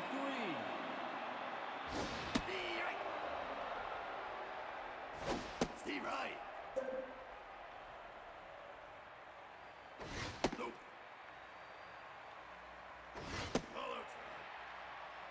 2-2 count. Popped up. And Breezy Bree is there to make the grab for the second out. So since all of us are in the postseason, who do you think will win your conference, and who do you think will win the Super Series, and you cannot choose yourself? All right, I'm gonna choose the Wildcats just to jar Aggie. Choose the You Serpents. see, you understand it. You understand it. Yeah, I'm picking it up now. And Because then he got rung up there. But I how, do how would think- that jar me? How would that jar me? I would have to say something nice about the No, Wildcats. that's the joke, no, Aggie. that's You were there for it. and then There's- I'm there's also multiple gonna layers say to the this joke. Wildcats are gonna beat the Dragons. Oh, in the Super Series? Yeah. I can see that happening, definitely. Definitely. No, I can't say that because then I'll jinx it. Because EA's listening. What are your thoughts, Bicek? Who do you think's gonna I win? think Knights in the heroic. I think Serpents in the epic. And I think the Knights win it all. You think the Knights are gonna beat me again in the Super Series? Mm-hmm. Not a chance. Jar. Yeah, I'm fine with the jar. All right, Isaac. In the series, ball players versus Wildcats. Who wins? Wildcats easily. I don't even think that should be Wildcats. close. Here's what I think will happen in postseason. As I let me pull it up. With the bracket? So Wildcats sweep ball players. Bombers win in 3 over the Cyclones. That one is in through right. Runners on first and second, went out here in the top of the 4th. I think the Serpents win in 3 over the Bombers. I think the I actually think the High Rollers win in 3 over the Wildcats. Serpents win in 4 over the High Rollers. Wow. And then for the heroic, I think the Dragons win in 2 over the Overdrafts. Knights win in. I actually have in my bracket that the Lumberjacks make the upset. But I'm actually going to say that but I don't necessarily think that'll actually happen. I will say Knights in 3 over the Lumberjacks. I think the Knights sweep the Moonshots. I think the Vikings get swept by the Dragons. And then in the Heroic Conference Finals, the Knights sweep the Dragons. You said the Serpents in 4 over the High Rollers? Yes. Isn't that a 7-game series? Or is Best that of 5. Oh, best of 5. Okay, Conference are never mind. best of 5. Super Series is best of 7. Gotcha.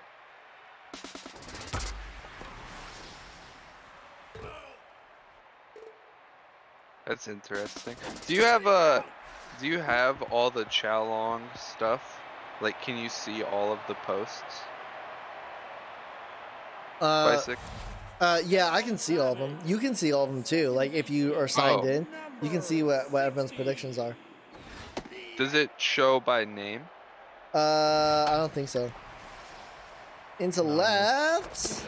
Nice grab by Chris Luzon. He's sure not doing anything at the plate, but at least defensively he's doing something for the Corns of Pop. Aggie, what are your thoughts for postseason? Well, to be honest, I'm just focused on the Wildcats. So, I think it'll be good to showcase our full rotation because I was talking to Dean about this before. I faced a lot of the opposing team's number 1 pitchers. And so, I mean, I had my number 4 against the number 1. I had my number 3 against the number 1. So, having my Did you one guys face, just see that? that was pretty amazing. Yeah, it was a double play. fantastic double play from I- Keisha Phillips. But yeah, my number 1's gonna face their number 1. My number 2's gonna face their number. So it's gonna be, we're gonna actually get to see how good my pitching actually is, and that's a jar. Well, I mean, considering I asked you about the playoffs and you just talked about the Wildcats, yeah, that's a jar. Well, I mean, I like I said, I'm just focused on the Wildcats. I don't know what everyone else is doing. What are your thoughts on the playoffs? I literally just said my thoughts on the playoffs. Okay, so you meant in terms of predictions? Yeah. Yeah, I don't want to say anything that'll just like. I'll put start anyone saying else. stuff. Yeah, All you right. start saying stuff. Bombers for sure sweep the Cyclones. No doubt about it. They want to play me so bad, and I'm gonna jar myself for So- that. Wait, you think the Bombers can easily beat Kyle Edwards? Yeah, I think Narcisio Dixon or Cassiopeia are gonna hold it down for them in game 1. Whoever they decide to start. Heck, he could start Wrestles if he really wants to. But yeah, I do think the Bombers are gonna beat Edwards and easily beat Helix Fernandez. What's going on in the bottom? All right, I think the Wildcats will win in 3. I think the ball players will have a pretty hefty blowout win in game 2. Other side of the bracket, Dragons are going to get upset by the overdrafts. In swept or in 3? In three. The Knights are going to beat the Jacks. I honestly think the Knights would win in 2. I'm going to say that they're going to sweep the Jacks. All right. Serpents are going to win 2-1 over the Bombers. Wildcats are going to win 2-1 over the High Rollers. Vikings are going to win 2-0 over the Overdrafts, and Knights are going to win 2-0 over the Moonshots. And then Serpents are going to win over the Wildcats in a 5-game series. It's going to go into the 17th inning on the last game. We're going to one-up ourselves. Do you have the bullpen for that? For I think- 17 inning game? As long as Overly doesn't throw out his arm after 4/3 of an inning pitch. Oh, missed the tag. That's the second time the Keisha Phillips has done that this game, I think. I think the Vikings are going to win 3-1 over the Knights. And then the Serpents are going to sweep the Vikings. That one gets down in left. So the Cherry Bombers will strike first here in the bottom of the 5th inning. So you think it's going to be a Pulverizer House special in the Super Series? For sure. Like, no doubt about it. It's got to happen. If the Serpents sweep the Vikings, I'm gonna. I don't know. I'm not going to straight. That one And drops no, down into that's- left. That's not fair. I don't think the Serpents would be capable of sleeping the Vikings. I honestly think it could go to 7 games and the Vikings could win. Because Gardner Minshew and Joy Holiday have been unstoppable this season. They have And one of the best rotations. Haley has yet to decide how to utilize Mike Butts and Storm. That one right to the glove of Luzon, but the Cherry Bombers strike first in the 5th inning. We'll head to the top of the 6th. Phillips, Rison, and Bree due up. The second baseman, number 24. So I think for the, I guess in terms of like how I view the Dragons in the postseason, I think that like filled the holes pretty well from last season. But I think the just issue is that the Vikings and Knights are just so good. So good. I think the Knights are better than the Vikings. But I just think that they're just so much more talented that in the course of a 5-game series and a 3-game series that will be shown. Bunt called and grabbed, and that's a Dragon special off of the bat of Horizon. Didn't the Unicorns do that in the major leagues against the Wildcats to Yes, end they the did. game? What is Yes, up with they the did. Corns of Pop and bunting Exactly. this series? I like it though. I like the suicide squeeze. Well, I guess that wasn't a suicide squeeze. That was just an attempted bunt to advance the runner. But I like it. Now batting, the second baseman, number Here is Graham 16. Britton. Lead things off here in the bottom of the 6th inning. His team nursing a 1-0 lead.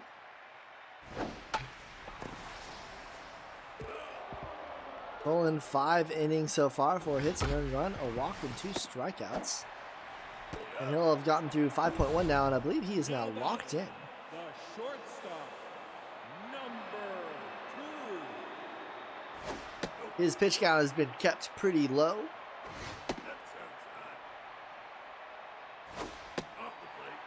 Is in danger of issuing a 4-pitch walk here to Irons and will do so. The runner on first, 1 out, and here is Albert Pujols. Third baseman, now pitching. That'll do it for Oh, there's Colin. Pete Nocio. Nocio will come in. 3rd straight game we have seen him. This man does not sleep. Is it Nokia or Nocio? Yes. I would say Nokia because it's supposed to be like Pinocchio. But Oh. Wait, did you just realize that? Yeah. Pinocchio. okay. Alright, well. I got another meme for the picture. A picture of Pinocchio. No, but I'm gonna make it pretty good. I think I'm gonna do your face with the Pinocchio nose. Where are you gonna get my face from? I don't know. I'll find you on Facebook or something. Are you making them while we're doing this? I've been cropping pictures and like getting them. Gotcha. No spoilers. Minor Super Series. Bob's It's up. just no context, you know. No contact. Got 5 pool holes for the second out. Well, I mean, we're approaching 2 hours here. Designated hitter, number 23. Ball inside. Ball low. 2-0 count. That's low. This is low. 3-0. Danger of issuing a 4-pitch walk and will do so. Now Brings batting, up Gerald catcher, Davis. number 50. I gotta say, I love the Corns of Pop unis, both home and away. Steve right. Also, Gerald Davis thick, and yes, I said it. Go outside. No comment. I mean, just look at that batting stance. Full count, runner at first will go. Like he knows what he's doing. We're in the 7th inning stretch. I want to thank everybody for tuning in. I'm Fisac on the call, joined by Electric Aggie and the Pulverizer. Make sure that you are following the official SSBL Twitch, as well as subscribe to our YouTube. I messed up. And then if you would like to be a part of the Discord, what you want to do is make yourself a peanut butter and jelly sandwich, ingest it, let nature do its course, and then in 5 to 7 days, a fox will show up at your door with a QR code in its mouth. You count these on the fly? Yes. That's impressive. Well, I did a little improv back in my day. Oh yeah, were you a theater kid? Oh yeah. I thought that was a Oh, I given. think we already knew that. I think thought we that already was knew pretty that. obvious. Yeah.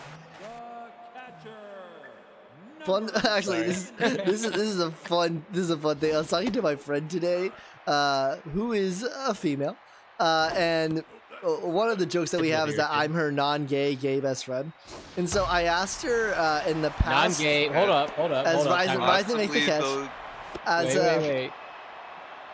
You said non-gay, gay best friend? How does that work? So I'm not actually gay, but I basically serve the function as a gay best friend. number Okay. 23.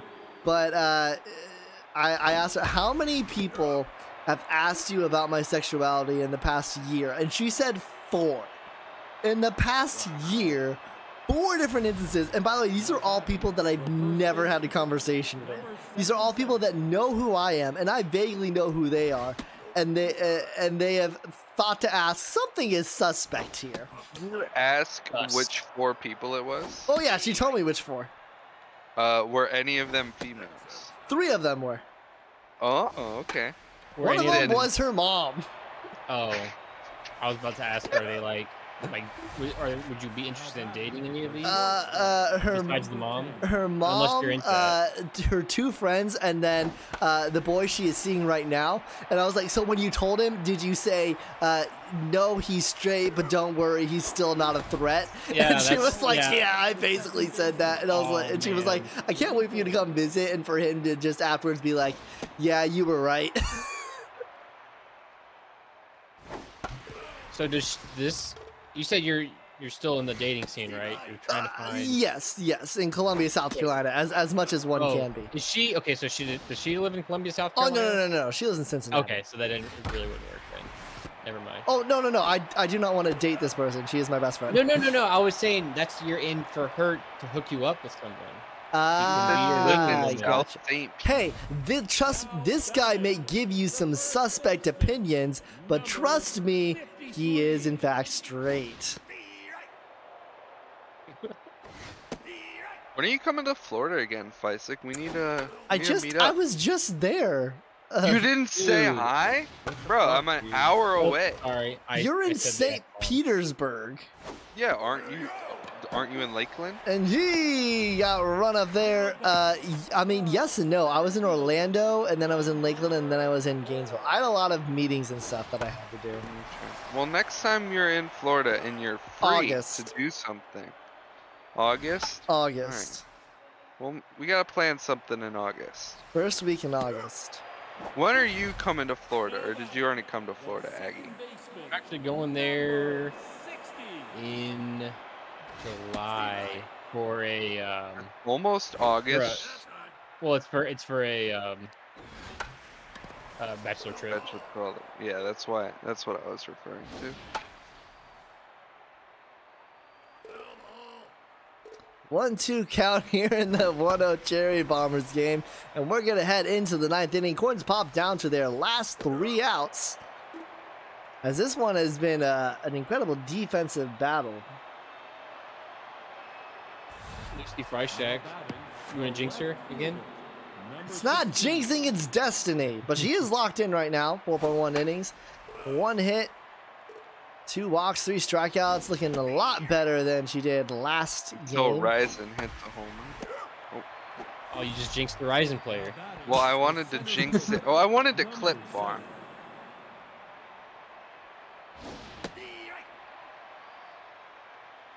If you're not familiar what that is, it's making an outrageous claim, and then when it happens, clipping it. And then you seem like you're awesome. This one is into left center field. That's going to be a double for Breezy Bree. So the tying run 180 feet away. 1 out here in the top of the 9th inning Or flip fly. for Fit Watch Flop. your steal. Watch your steal. Is there an L in there? There is No, not there's an L in not there. an It is L. indeed Fit Flop. But on my spreadsheet, there is an L. Well, that's because Whitney didn't put it together using the rating sheet. As well, it does take out for What third. What did I say? What did I say? Ooh. What did I say? Tying run 90 feet away. All I need is a pop fly. And Lucy Freishack running on fumes here. 75 pitches and will issue a walk. That will do it for her. And Kush now could to face in Crack this open. a tense King Kush will be Luther Munster. Well, last game, or was that the first game? Pujols will throw to second in time. Throw to first is in time Clutch by double the play. hair of Clutch their double chinny chin chin. The Cherry Bombers pull it out, and they could have the chance to win the minor super series in game number 4. Off Is that of not only exactly? Isn't that how game 1 ended? Tying run on third and do a double play? Yes, that's exactly how it ended. Musha was the victim there. Here, it was not King Musha, Kush. it was King Kush who was the victim. Off of 4 hits, mind you. Boys, your thought on this game? The Corns committed the same sins they did the first game by not coming through and with runners in scoring He's position. They had great 9 on hits, 4 for no 5. runs.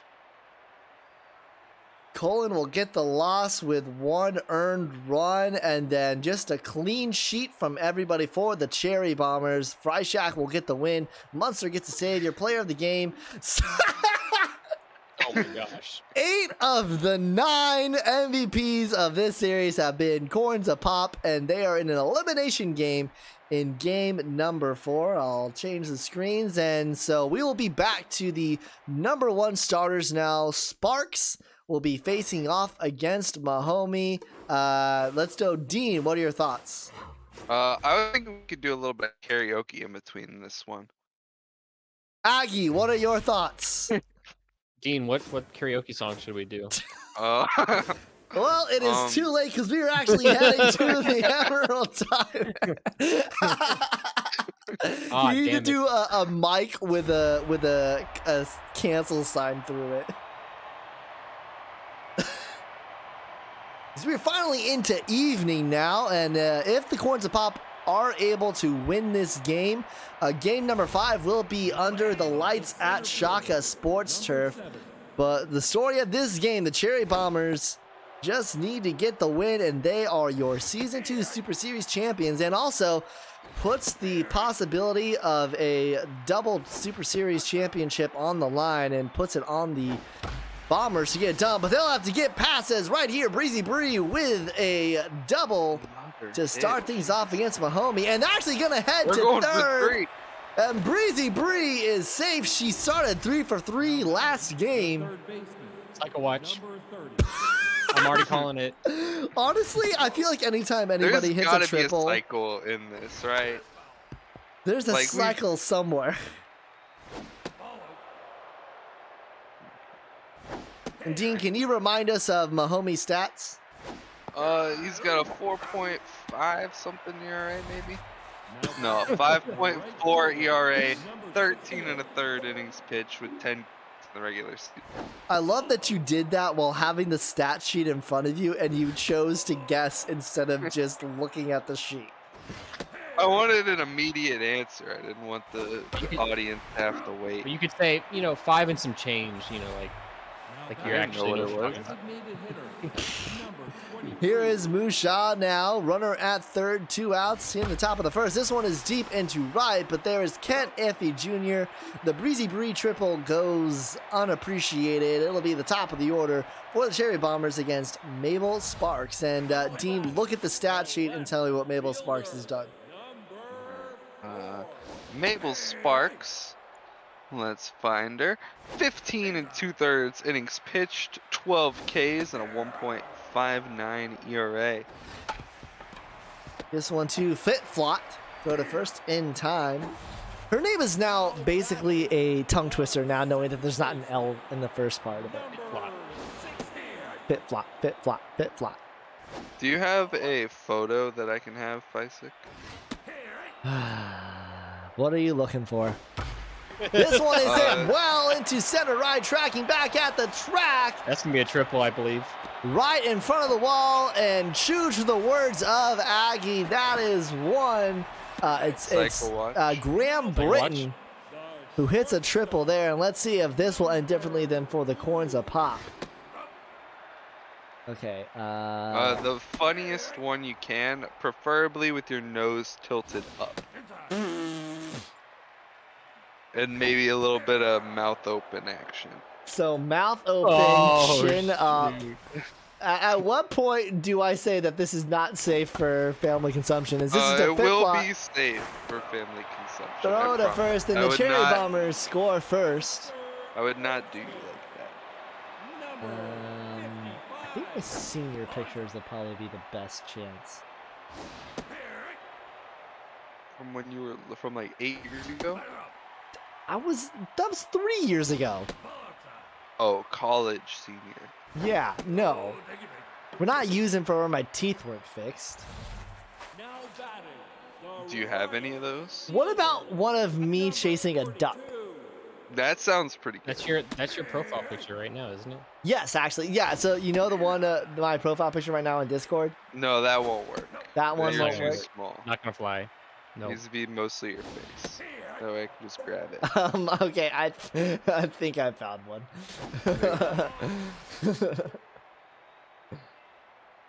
Kent Iffy Jr. here. Full count runner will go. Will this work?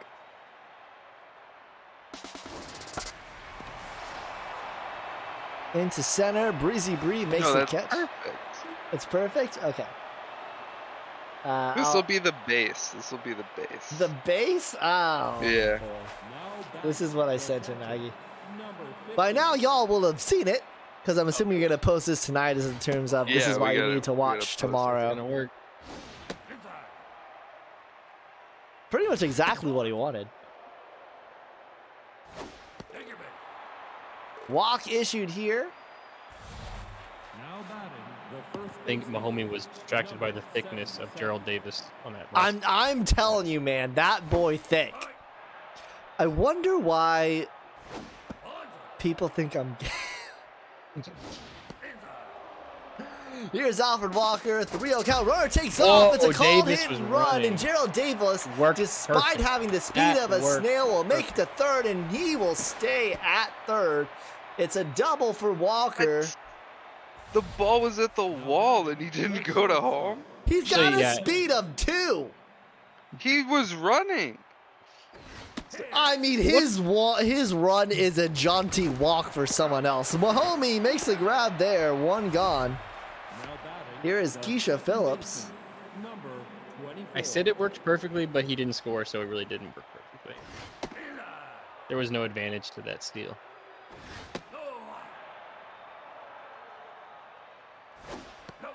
Well, no, there's no way he makes it to third unless. So you misses. think? So you think it would have only been a single, or I don't think. Yeah, I think he's too fat. Here is Zion Rising with the too thick. bases He's loaded too and thick, 1 out. All right. I hate to see you leave, but I love to see you run away. 1-1 count. In the zone, 1-2. As this is coming off its walls, and so is the Rising's bat as he gets rung up there. Back to the top of the order, Cycle Watch Breezy Take a Bree. watch. Take a watch. Cycle Watch Breezy Bree. That's also a meme now. Anytime anybody gets a triple, Cycle Watch. First at bat. It has to be first at bat. No, anytime someone gets a No, triple. no. Right to the bat of Rising, and once again, the Corns have popped, threatened, and absolutely nothing comes from it. To the bottom of the second, Pearson, Armstrong, Hula lead things off here. Number 13.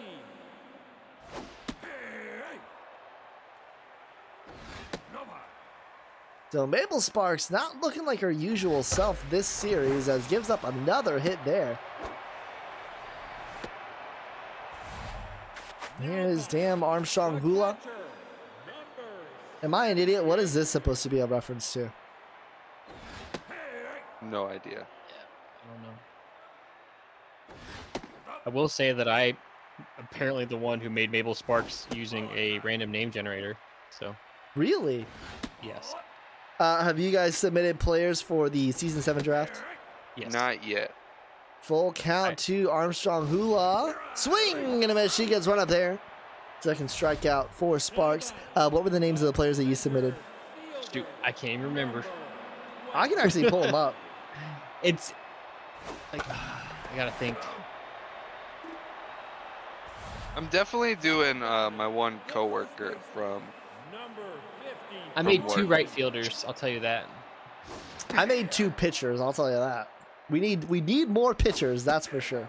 Because we only have like 7 right now. This one, nice dive by Luzon. Throw to first is in time.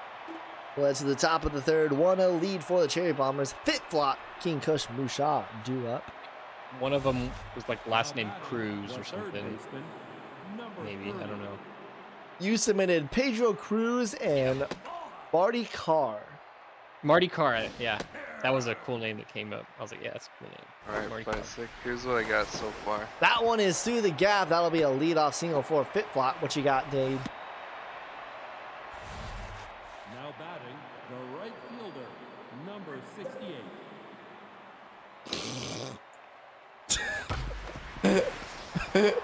What happened? He sent it to me. I'll send it to you. Oh Becky. shoot, I got to see it. What is what are the headphones? Oh, we were talking about manager of the year. You know, you're getting the Oh, getting the headphones. Turtle Okay. Beach headset. Wait, is Okay. manager of the year getting the headset, or Yeah. is it? Manager of this. Okay. Well, Both. wait, hold on. No. I don't know if that's Wait. the case. You might need to I- remove that. There's like the. Oh, What's the Yeah. toilet? potty mouth. Oh. Why is the gummy bear wearing a toe? Is it Oh, because the because conspiracy we talked theory? about the conspiracy. I like how you put it Yep. on the gummy bear. Number 50.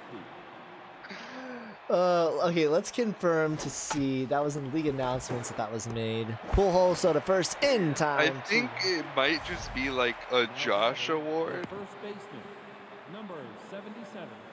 Did Josh go to the Josh fight? I don't think so. Did Josh go to Like- the Josh fight? What do you mean? There was a You know, giant Josh fight somewhere in the middle of a pandemic. Oh. Right. Yeah, I heard about that. Yeah. Wow. Ace is loaded here. Issued there. Here is Chris Oh, Luzon. For the man, Chris losing. Bases loaded, 2 outs. Mahomie needs to get out of this one. Oh, 2-0. Bases clearing double, maybe? Oh, Oh. amazing grab by the Ryzen.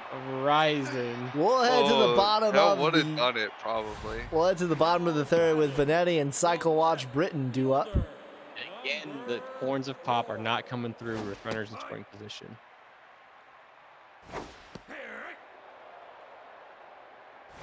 No.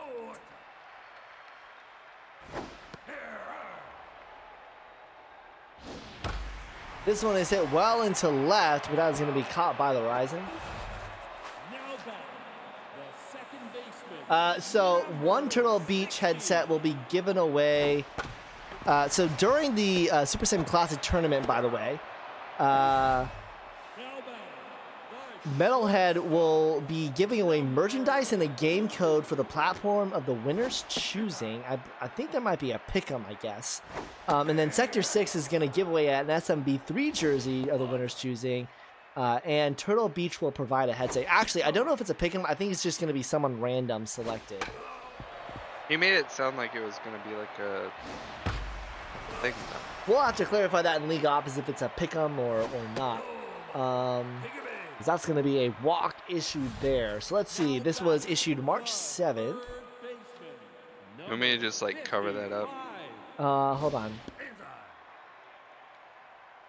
The Commissioner's Honor Award.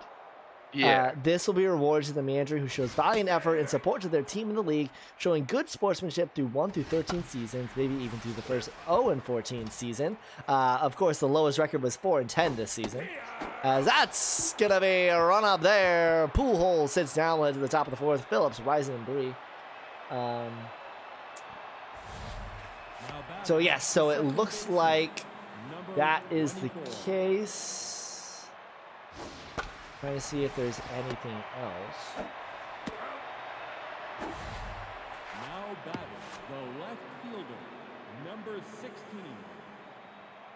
Yeah, so it looks like that's the case. It looks like it's Commissioner's Honor Award, and I'll have to clarify with him. I know in the past that a winner would receive it. Oh yes. Okay, so the winner of the superheroes who will all be getting Turtle Beach headsets. So you can keep it on there. So make sure it's Turtle Beach as he gets swung up there. So the winner of the Super Series, the winner of the Commissioner's Honor Award, as well as the random winner for the Super Sim Classic that will be happening in July. So yes, you can keep it in. And I'm actually going to follow up with him. That way I can make a correction now if that's not the case. Is there anyone that you're going to call up for the Super Sim Classic that's Oh, not on your... I Well, posted yeah, it the today. whole point of, for those of you who are managers who are watching this, the whole point of the Super Sim Classic is exhibition, so I'm going to be putting basically my future lineup as Ferris Irons makes the grab there. So, for example, Will Fryshack will be in right field. I'm going to call up basically everyone I have in my minors to be a part of that team as well. I'm making it because the goal is to because our teams are a lot better than the Super Mega Baseball 3 teams, to make them as close as possible by making it more so SMB3 versus Super Sim Baseball League prospects. Oh, so we don't want it to be like our best... I thought No. Josh said No. to make it our best possible team. Well, that it's now to make it your futures team basically. He put that in the chat. You can look in the manager's chat and you can see that Okay. just today. Is there like a... How do I say this? Is there like a limit to like the points or something? Or maybe we could do that? No, there's no limit, but it's more so be considerate because everybody's going to be sending in those lines. Because again, nothing really happens if you win. Nothing happens if you win the tournament. You don't get a headset or anything like that. So. Okay. I was thinking maybe if Right. they want it to be like a futures type season, maybe we should have like a cutoff, like season 4 and above or something. I don't know. It'll just be easier if everyone just submits futures. And League Office will have final say as well. So if someone obviously is not sending it, we'll make that decision for them. Okay.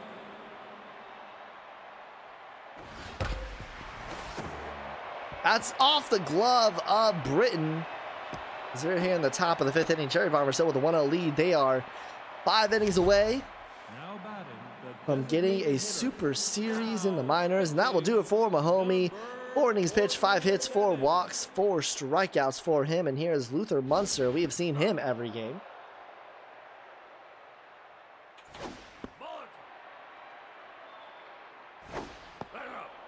Yes, let's go. I found one.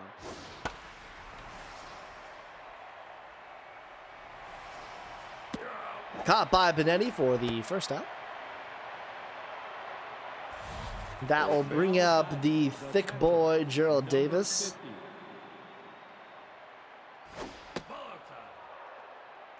Runner on first, 1 out here in the top of the 5th inning. I have a question or like a theory. Do you think too much contact hurts a player? I know that we have tried to run regressions in the past on contact and batting average and like all of that in batting average, and it's so tough to find correlation. Because I feel like, I don't know, maybe like let's say a player has like 90 power, do you think they're better off with like 70 contact or like 90 contact? Well, I would say without a doubt, the more contact, the better, just in terms of stats. Now, in terms of, I do think Metalhead has indicated, especially in the recent patch update, that power is much more important. Mm-hmm.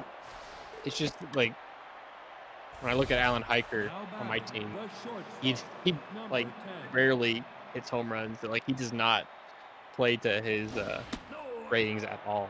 Well, I think an important thing to consider is that our seasons are such a small sample size, and baseball in general is such a small, even with 163 games, is such a small sample size to determine individual events. As Luzon earns a walk there, and that's going to load the bases for Keisha Phillips with 1 out here. Munster struggling a little bit, 3 straight walks given up. Phillips has some speed, so Dragon Special a little bit out of question here. 1-2 count. This is high, 2-2. Fouled off, we'll do it again. Just misses outside, nowhere to put her. Fouled off. That one is up the middle. 1 run will score. Runner will stay at third, but the Corns of Pop take a 2-1 lead here in the 5th inning. My voice just cracked out of nowhere there. And that brings up Ryzen. Do you know if any of the Risings are switch hitters? I don't. No, I don't think they're allowed to be. Okay. That one's up the middle, and that one gets past the glove at short as well. Runner will come home, and the Corns of Pop are now leading 4-1 here in game number 4, trying to face. And you got the Cycle Watch, Breezy Bree. Cycle Watch. Cycle Watch, Breezy Bree. 1 for 2 with a trip. See, that's the thing. That's the thing. You got make sure you had some type of cycle thing in there. Oh, I got it. I got. Here, let me. I'll send you the most up-to-date one. I'm excited for this. Most up-to-date one's pretty good. Right to Irons on a second in time, throw to first, and in the end, the damage will stand at 4 runs, led to the bottom of the 5th. Diamonds rise in top of the order, then due up for the Cherry Bombers. And as of right now, Whitney would have just seen that his team won the first game. Or rather, it's at least getting close to that.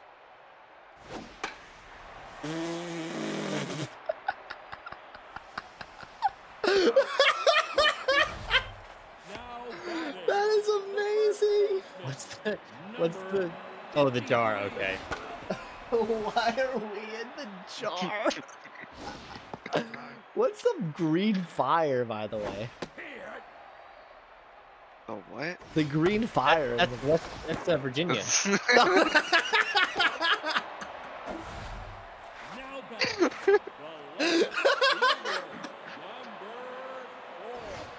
Oh yeah. So what happened with your cousins? So here we go. 1-1 count to Tyler Benetti. 2 outs here in the bottom of the 5th. And he gets rung up there. Led to the top of the 6th inning. Fit flat cushion. Musha due up for the Corns of Pop. Now batting, the third baseman, number 30. Try to get in the jar. Yeah, you can definitely shrink us down, as that is going to be a Cherry Bomber special. I think that's the way that we call it in the minors. If you get a double play, it's a Raptor special, and if it's a blooper like that, it's a Cherry Bomber special. Yeah, in reference to the majors team. So this is into right. Ken Effie Jr. will make the grab for the first out. Well, do you boys have anywhere to be after this? Because looks like we might be heading to a game 5 if this result holds out. No. It's a Friday night, 8:30 p.m. Eastern. I could be anywhere, but I'm here. Shows you what's going on in my life. Is that's a Raptor special. Head to the bottom of the 6th. Britain irons and pool holes. Do you know what day Squared did his face reveal? Number 60. Just look. Here's what you need to do. Go to the Discord, search from Squared, and do like contains media.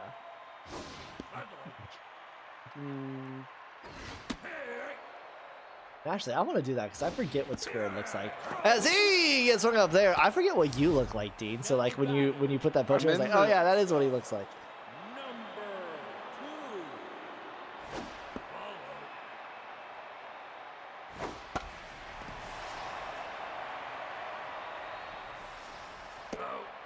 Caught by Bree. Now batting, the third baseman, number 55. Why does from not work?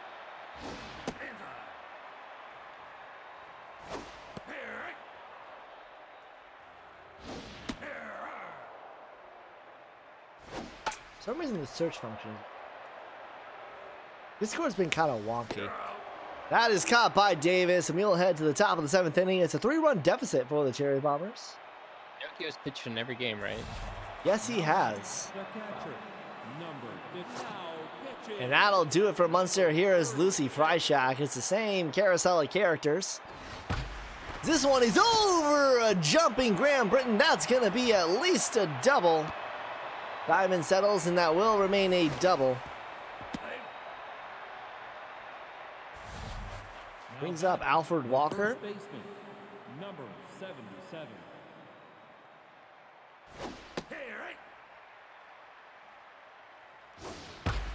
That one is up the middle. Diamonds is there. He's got a strong arm, and you know, Gerald Davis just can't run much with that thick butt. So it'll be runners on the corners. Nobody out for Chris Luzon. Infield is in. Freishack looking more like Game 2 Freishack than Game 3 Freishack.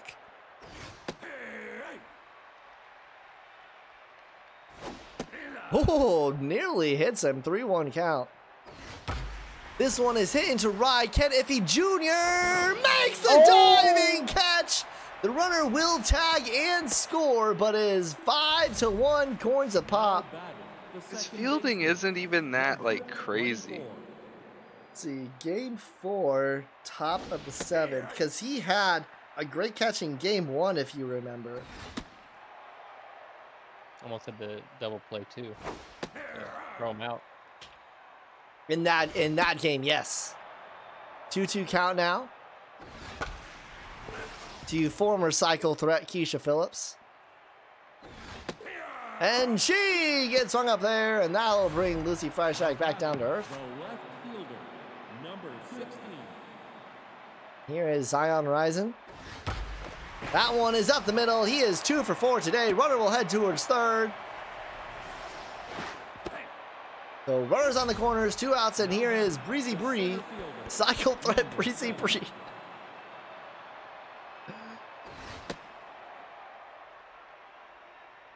Still can't believe I didn't recognize that was Virginia.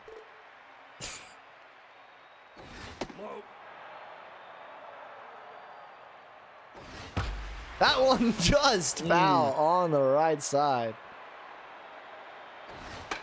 Popped up behind the plate. This should get out of play, though. I'll admit I didn't know that was Virginia at first either. I thought it was just like green fire. I thought it was like a green blob, and I was like, is this like a cartoon Godzilla? Like, what? I don't. Full count, 2 outs here in the top of the 7th. Fouled off again.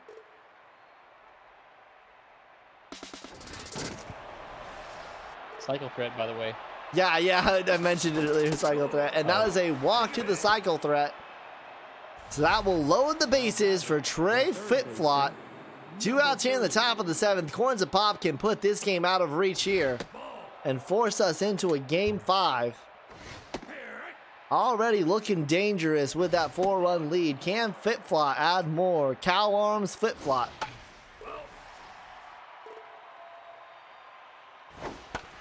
Popped up. And Lucy Fryshack will not even go anywhere near it. Instead, Irons will make the grab. So we are in the 7th inning stretch. I want to thank everybody for tuning in for the Season 2 Minor Super Series Championship. I am 5 Second on the call, joined by the Pulverizer and Electric Aggie. Make sure that you are subscribed to our YouTube channel. And if you would like to join the Discord, you can't. You're not allowed. Sorry, too many people. There you go. Here is 0 for 2 Ken Effie Jr. against, give Pete Nocio so far, pitcher of the series. We'll have to look at his total stats once the games are live tomorrow and look at the screenshots to see just how well Pete Nocio, in fact, not even Pete Nocio, Pete Nocio, that's going to be a tough thing to crack. Popped up. Progression is applied for these playoff games, right? No, progression will be applied after this. But like their stats from the playoffs get tallied for the progression. Yes, No? yes. Okay. So yeah, Nocio's gonna get The a lot of goal progression. here, I'll be blunt with you. The goal is to have, Whitney said that he would like to have stats progression done in time for the playoffs to start on Monday.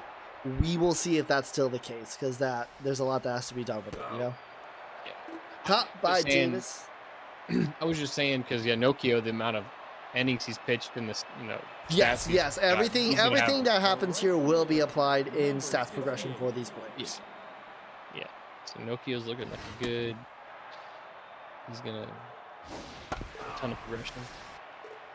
Top of the 8th, 5-1 Corns of Pop lead.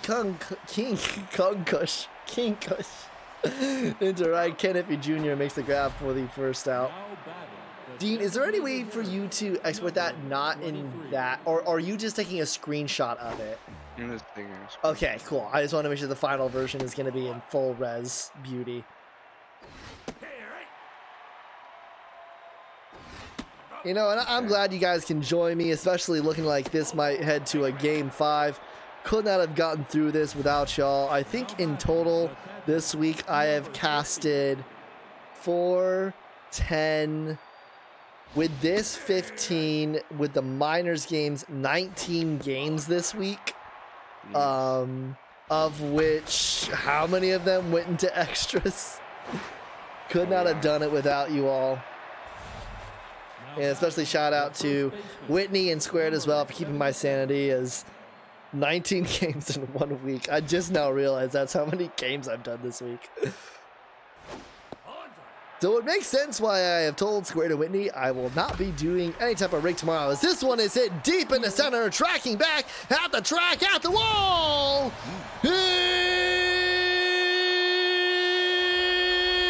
It's out of here. 413 feet. And boys, it looks like we are headed to game 5. number 10. That one was way out, but Diamonds actually had a shot at it near the end there. And I almost got lightheaded from that one. Did it cut out for you, Dean? It always cuts out. When Yeah. What's funny is that like in OBS it's completely fine, but Yeah, for us, because I hear it and then it just cuts out. And then it just it's like silent for like 10 seconds. And then, and then I'm just like, okay, well, I think he's still screaming. I think he is still not shut up yet. It's funny because I have the noise suppression and the audio codec as well all applied. Noise reduction, funnily enough, is not applied. 25. into center, and that should be caught by Breezy Bree for the first out. Now batting, the first baseman, number 53. Yeah, there's nothing that I can set here to change it. There's are automatic some gain control. I was going to ask, who are some MVP candidates this series so far? I would Pete say Nokia, Nokia. without a doubt for me. I don't know if anybody else comes to mind for Yeah. y'all. Well, Yeah, if it persists, Nokia will get the MVP even if they lose. That's a good joke. Oh my gosh, you know what I just realized? By the end of this game, 11 out of the 12 MVPs will be Corns and Pop.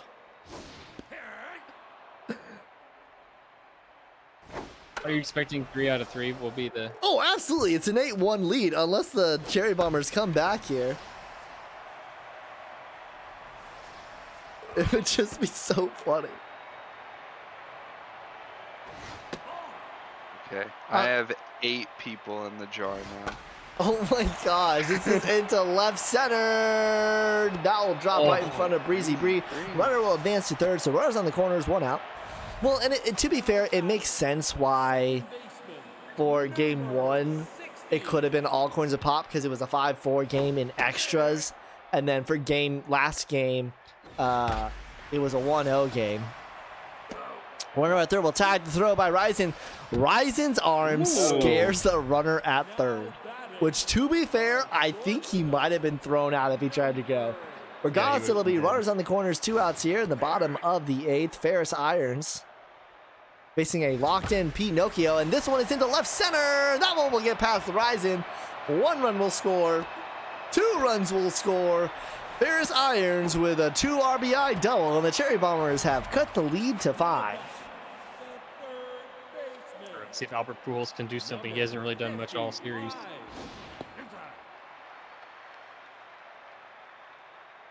What is he for the season, Aggie? 366, but only 1 home run. You would think he would have had more with the power ratings, but he does have 12 RBIs.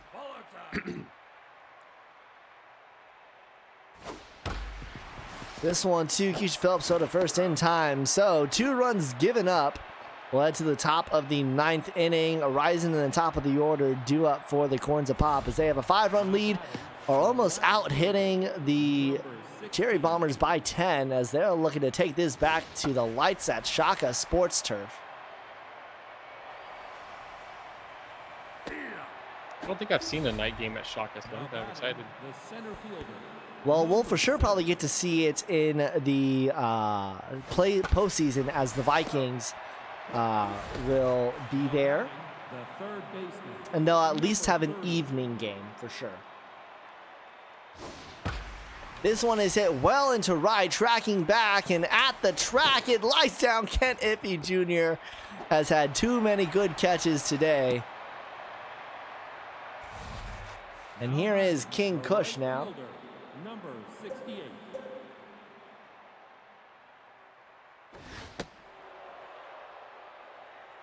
I'm going to have to crack open a soda after this one. My lime LaCroix, or as Squared and Whitney call it, TV static. Now batting, the designated Actually, they just call it metal. Now pitching. That'll do it for Lucy Fry Shack. Trail Franks will come in again. We saw game 2 Lucy Fry Shack, not game 3 of Lucy Fry Shack in this opening. Kind of reflects her season so far. And here is 0 for 4 Moose Shaw.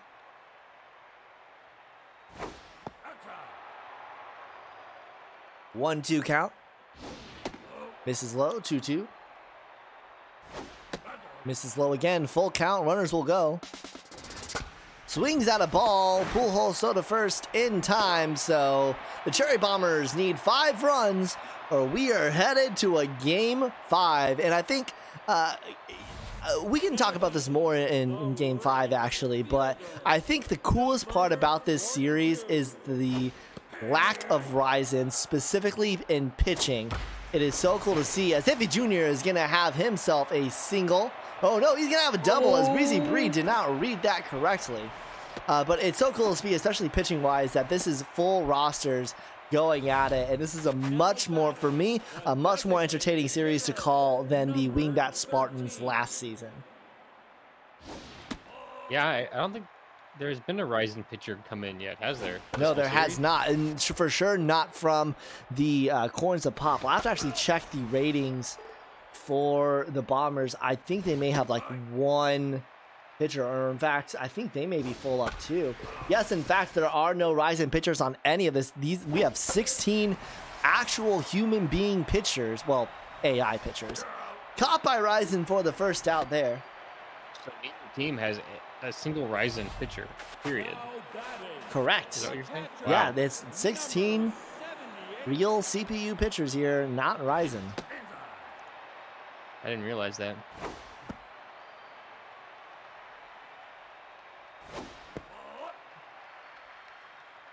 Armstrong Hula 0 for 3, swings at a 3-0 count.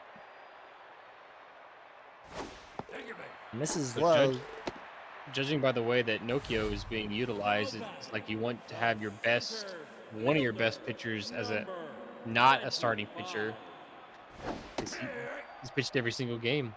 None And of them really, are that's a meta that the Skulls, as we're gonna have a Raptor special to end this game. We are going to game number 5, and Aggie, let's touch base on that point you made up about the Pete Nokia pitching during game number 5. But before that, let's get Dean. What are your thoughts in terms of what we saw this game, and I mean, what are you expecting in game number 5?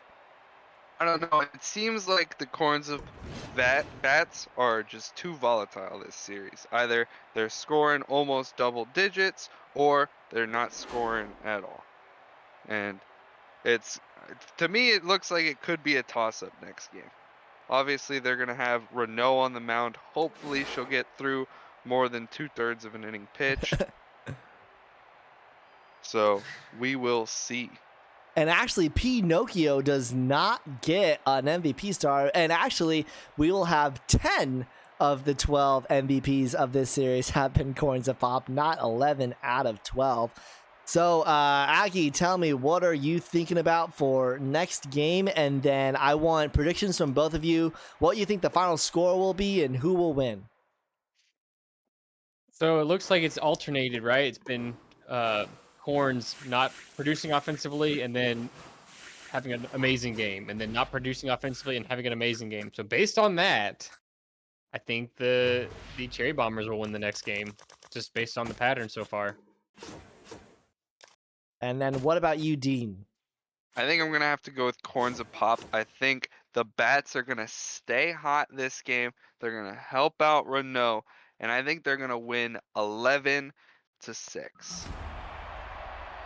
And recall, Renault only pitched a third of an inning last time, so this time we'll get to see much more of her. So who knows if that's a good thing or a bad thing. Look at all that pink here at Shaka Sports Turf. The Unicorns fan base doesn't have much to cheer for nowadays, but they do have a burgeoning talent pool here in the minors. It's game 5 of our Super Series in the minors, the first ever minor Super Series to go to a game 5, and it starts out with a ground out to Chris Luzon. Now batting, the second baseman, number 60. Man, I don't know about y'all, but I am excited for this series to go live tomorrow. That one, nice grab there by Alfred Walker. He'll throw. Oh no, he throws to Renault. Now batting, And the mojo decrease. I'm gonna call a jinx on that one. What jinx? I said he throws to Renault. I never said Renault was going to catch it. No, but you said a nice play by. Well, Walker. it was a nice play. You saying it wasn't a nice grab? I mean, it's not a nice play if they don't get the out. Nice stop. Maybe a nice There stop. we go. He Come on, gets Renault. run Get up back there. up to normal. third baseman, And Renault has now doubled her outing from last time. Still tense. Facing Alibar Pujols, who would like to wake up here for the Cherry Bombers. Runner takes off for second, and he gets run up there. That looked low and outside. Did it look that to you guys, or? Well, it looks It's like we're good heading into the borderline. bottom of the first inning. Breezy Bree, center, former cycle watch up. number 7. Here is Fields Goodman.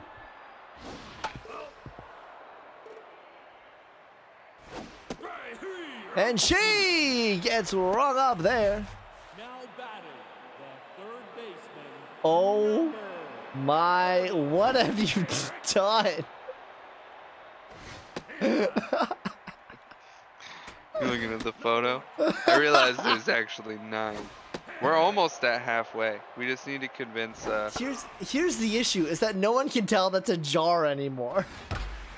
They're all grouped up. They know it's a Into jar. center, and that's caught by Danny Diamonds. Can you shrink all of them down more so you can clearly tell that they're That it's in a a jar jar. at least? Yeah. And like you may not necessarily be able to tell that there are people in it, but who the people individually are, but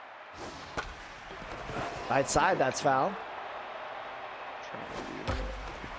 To the right side, that one is fair, so a 2-out single here for the home side.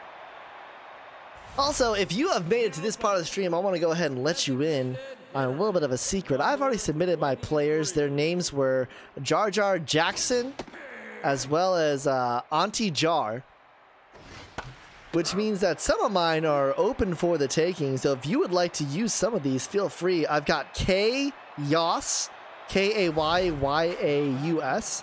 I've got Noah Expectations.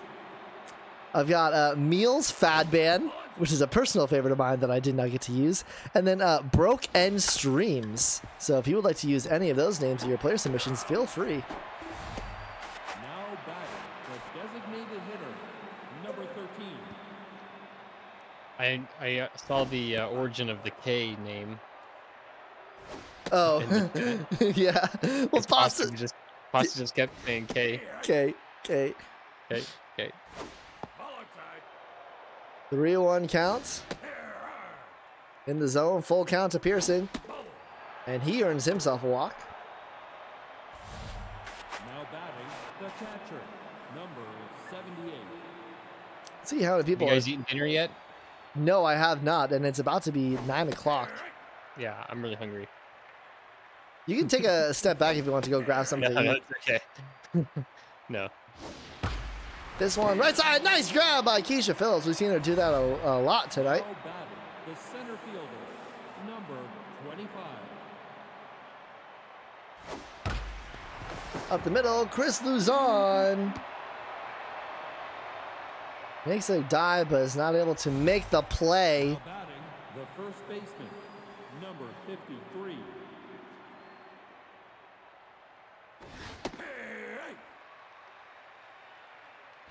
Outside.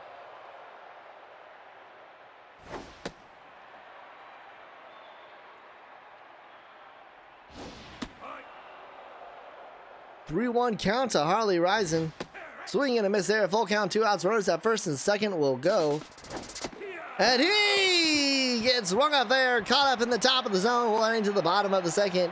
Davis, Walker, Luzon due up for the corners of Pop. Now batting, the catcher, Moving forward, do you think there's going to be a big gap between teams that have solid minor league players now and teams that don't have any minor league players at all? This one is into right, and that's going to drop down. Gerald Davis will shake that booty all the way to second base. A leadoff double for him. To answer your question, I actually don't necessarily think so. I think that in terms of minor league success, or you turn in the success of the whole organization? The organization, yeah. Not necessarily, because I think we'll have enough talent in all pools that people will be able to pretty effectively buy and sell pretty well. All of their good players age out of to retirement. I mean, they don't really have much. Well, and that's the thing, though, is that they should at least have draft picks to utilize. Yeah. Especially now with the consolation picks. Now, every single year, 2 retired players will result in 2 young players. So that's another thing to keep in mind. That one is into right. Kennedy Jr. is able to settle that one. First and third now, nobody out. And here is Chris Luzon, who has not had the greatest series at the plate. Redemption right here. Yeah. Ball outside.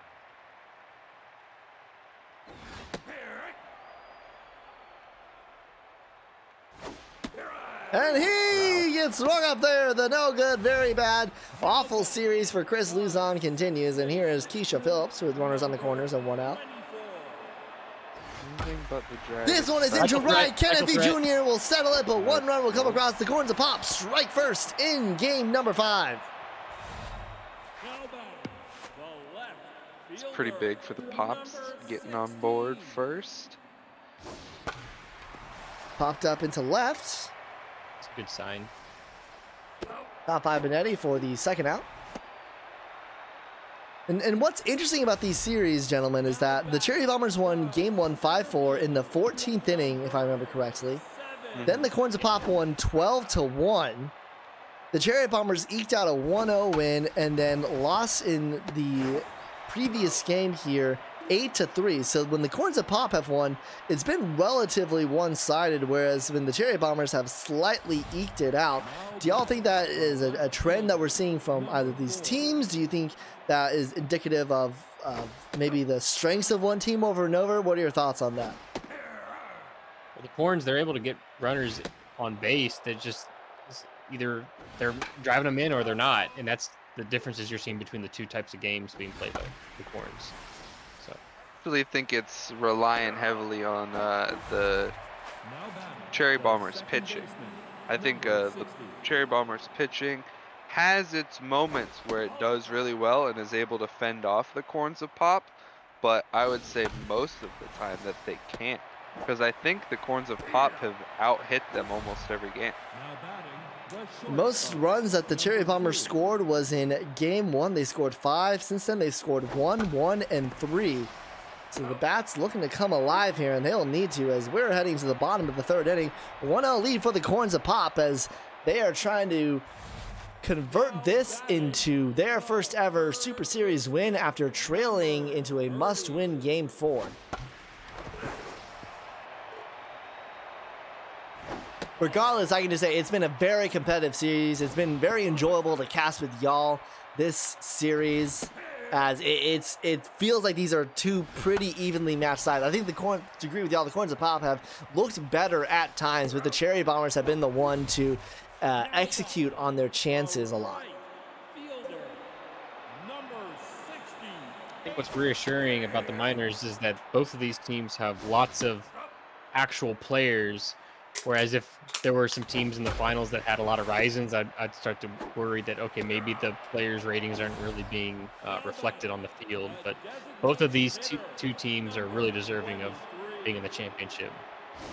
Well, the Lucky Charms got swept. They had only 3 positional players. They did have 4. They did have 4, but they did have Alonzo Sloss, but he got called up with the Marzo injury. They do, however, have a good pitching staff. This one is hit deep into left, taking to the track, to the wall, and caught just before the wall by Benetti. So the lead will stay at 1 minute to the top of the 4th inning. But that's the important thing, is that they have pitchers. As well as for the Walkers affiliate, the Crawlers, they had 6 positional players and a full rotation as well.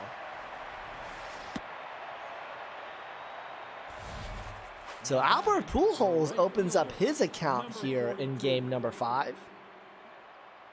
Here is Ken Iffy Jr. We've seen him make 2 great catches in game 1 and game 4. Lines that out to Fit-Flop there. Brings up Trenton Pearson.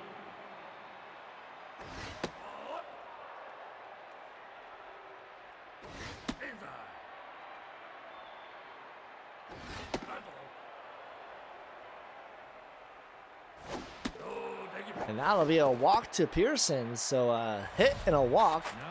Puts a runner on first and second for Dan Armstrong Hula.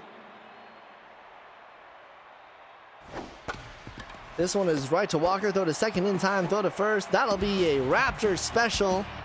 That'll end the inning. We'll head to the bottom of the 4th now. Davis, Walker, Luzon due up for the Corns of Pop. Now batting, the catcher, number 50. Inside. Up,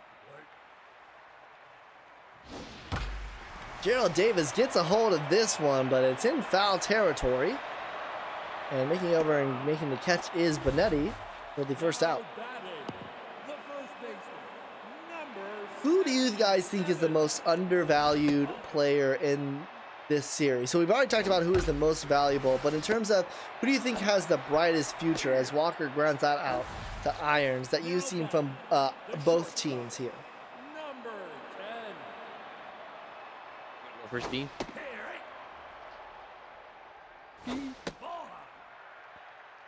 Okay, well, I'll go ahead and say Breezy Bree, I think, has the tools to be a good center fielder and leadoff hitter. Luzon, I'm sure Luzon is not the top of the list. He has had a horrendous series at the plate. Dean, are you there? Now batting, the center fielder, number 25. Dean? Peace. I think Dean's left us. I think he left this. He didn't even say he was gonna go. He just left. Peaced Number out. 53. I Made think the meme, then peaced out. I think one of the things about Dean is that he's just a horrible human being. You know, like Dean just does not care about anybody else. That's in time to Walker for the second out. The left fielder, number 4. He's still just not here. What? There he is. Where I- were you? I've been talking to Haley, but I saw that play and I came back and both of you were quiet and I was like, oh my god, am I supposed to be doing it? Well, I did ask a question, which was, who do you think is the most undervalued player for each team this series? We already talked about the most valuable player. Who do you think has the tools for success? So, Aki hasn't mentioned who he thought for the Cherry Bombers, but he did mention for the Corns of Pop, he thought Breezy Bree has looked good this series in terms of her potential future in the SSBL. Breezy Okay. Bree's a younger player, right? I want to Yeah, make sure I'm. I think they Okay. were drafted. They were this season. drafted, actually, interestingly enough, they were drafted in this past draft, and I actually believe that she was the last pick in the season 6 draft, if I'm correct here. The last or second to last? Last missed pick, it. Galileo Cat was selected, and then Breezy Bree. Mrs. Irrelevant. Mrs. Irrelevant. How about Galileo Cat getting selected 59th overall? He had himself quite the season in the majors. Galileo Cat, of course, was not able to propel his Walkers, who is now a part of, to the postseason, but lit up. I think. So you were asking about the Bombers now? Well, both. I was asking for players for both. I think feels good, man. Honestly, he was picked in the second round of the free agency, and now he's almost a 200 pitcher after being in the minors the whole season. I think he's destined for greatness. And then, what do you think about for the Corns of Pop? And then, what do you think about for the Cherry Bombers Aggie? It's a Dean for the Corns of Pop first, right? Is that what Yeah, Dean for the Corns of Pop. What do you think for the Corns of Pop? I'm excited to see what King does in the Number 2. majors. You kind of broke up there, but King Cushion excited to see what he does in the major. Says, this is it Yeah. into right Oh, center. no, That this'll- is back and this hitting kind the of game. track. Runner will head from third to home. It'll be an RBI double for, is that Ferris Irons who just hit that? That was the number 3 batter for the Cherry Bombers. Does anyone offhand know who that is? As this one is hit by Pujols into right, Oh. tracking back, and trying to make the catch is King Kush. And the Cherry Bombers have taken the lead. And how about Albert Pujols, Aggie? He has come back in it here in Game 5. he's coming through? And there we go, another one. Pete, no. Yeah. Here comes Pete Nokia in relief. Like you were saying, Albert Pujols finally waking up in the final game of the series. Couldn't come at a better time. It was Irons, by the way, who hit that first double. Now batting, the designated hitter, number 13. So King I Kush think- for the Corns of Pop, and then what do you think, Aggie, for the Cherry Bombers? Ratings wise, I would say Albert Pujols, just because he looks like he can, ratings wise, he would be a top hitter in the league once he makes it to the majors. But just doesn't have the stats to back it up. But now he's looking good today, so for this game. As he rings him up, Pete Nokia is having himself a series. 2 gone, and here is Dan Armstrong Hula. This one is hit deep into center, but here is Breezy Bree to make the grab. But the damage has been done. The Cherry Bombers go back on top here in the top of the 6th. Heading into the bottom of the inning, Flip-Flop, Kush, and Shaw do up. And this has been such an even series, back and forth, momentum swinging each which way or the other. Cannot confidently say who will win this one.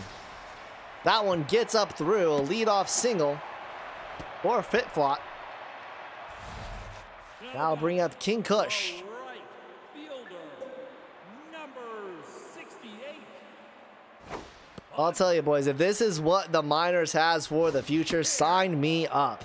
Especially looking forward to next season in a expanded playoff bracket, kind of reminiscent of a NCAA March Madness tournament almost, in terms of the number of teams that can be there, the number of upsets that can happen. So it's caught by Ryzen for the first out. Now batting, the designated hitter. Now pitching. And that'll do it for Feels Good Men. 5 hits, an earned run, and 3 strikeouts in 5.1 innings. Brings in Donnie Briefs.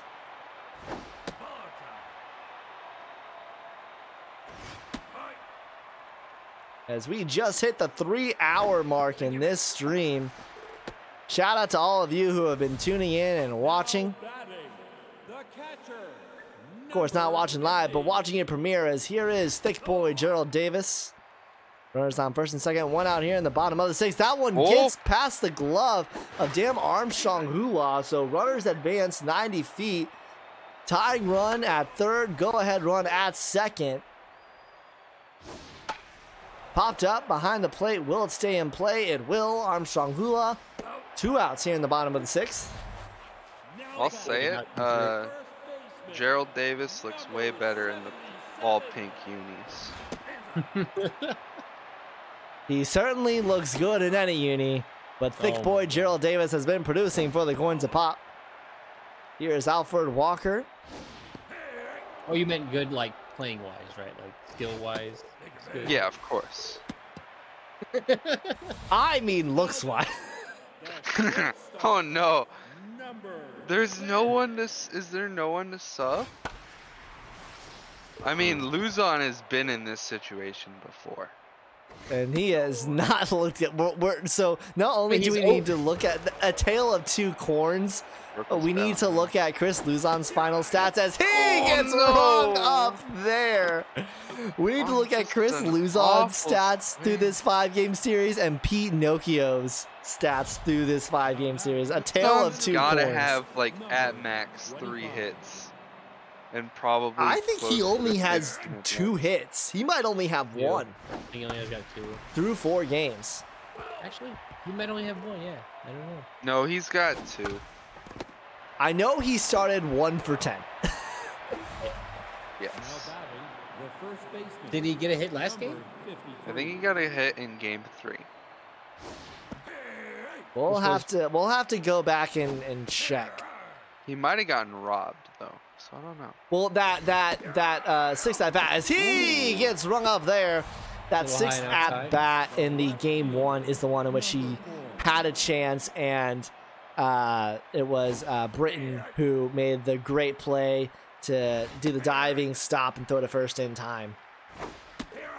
He gets rung up there. Back-to-back strikeouts for Pinocchio.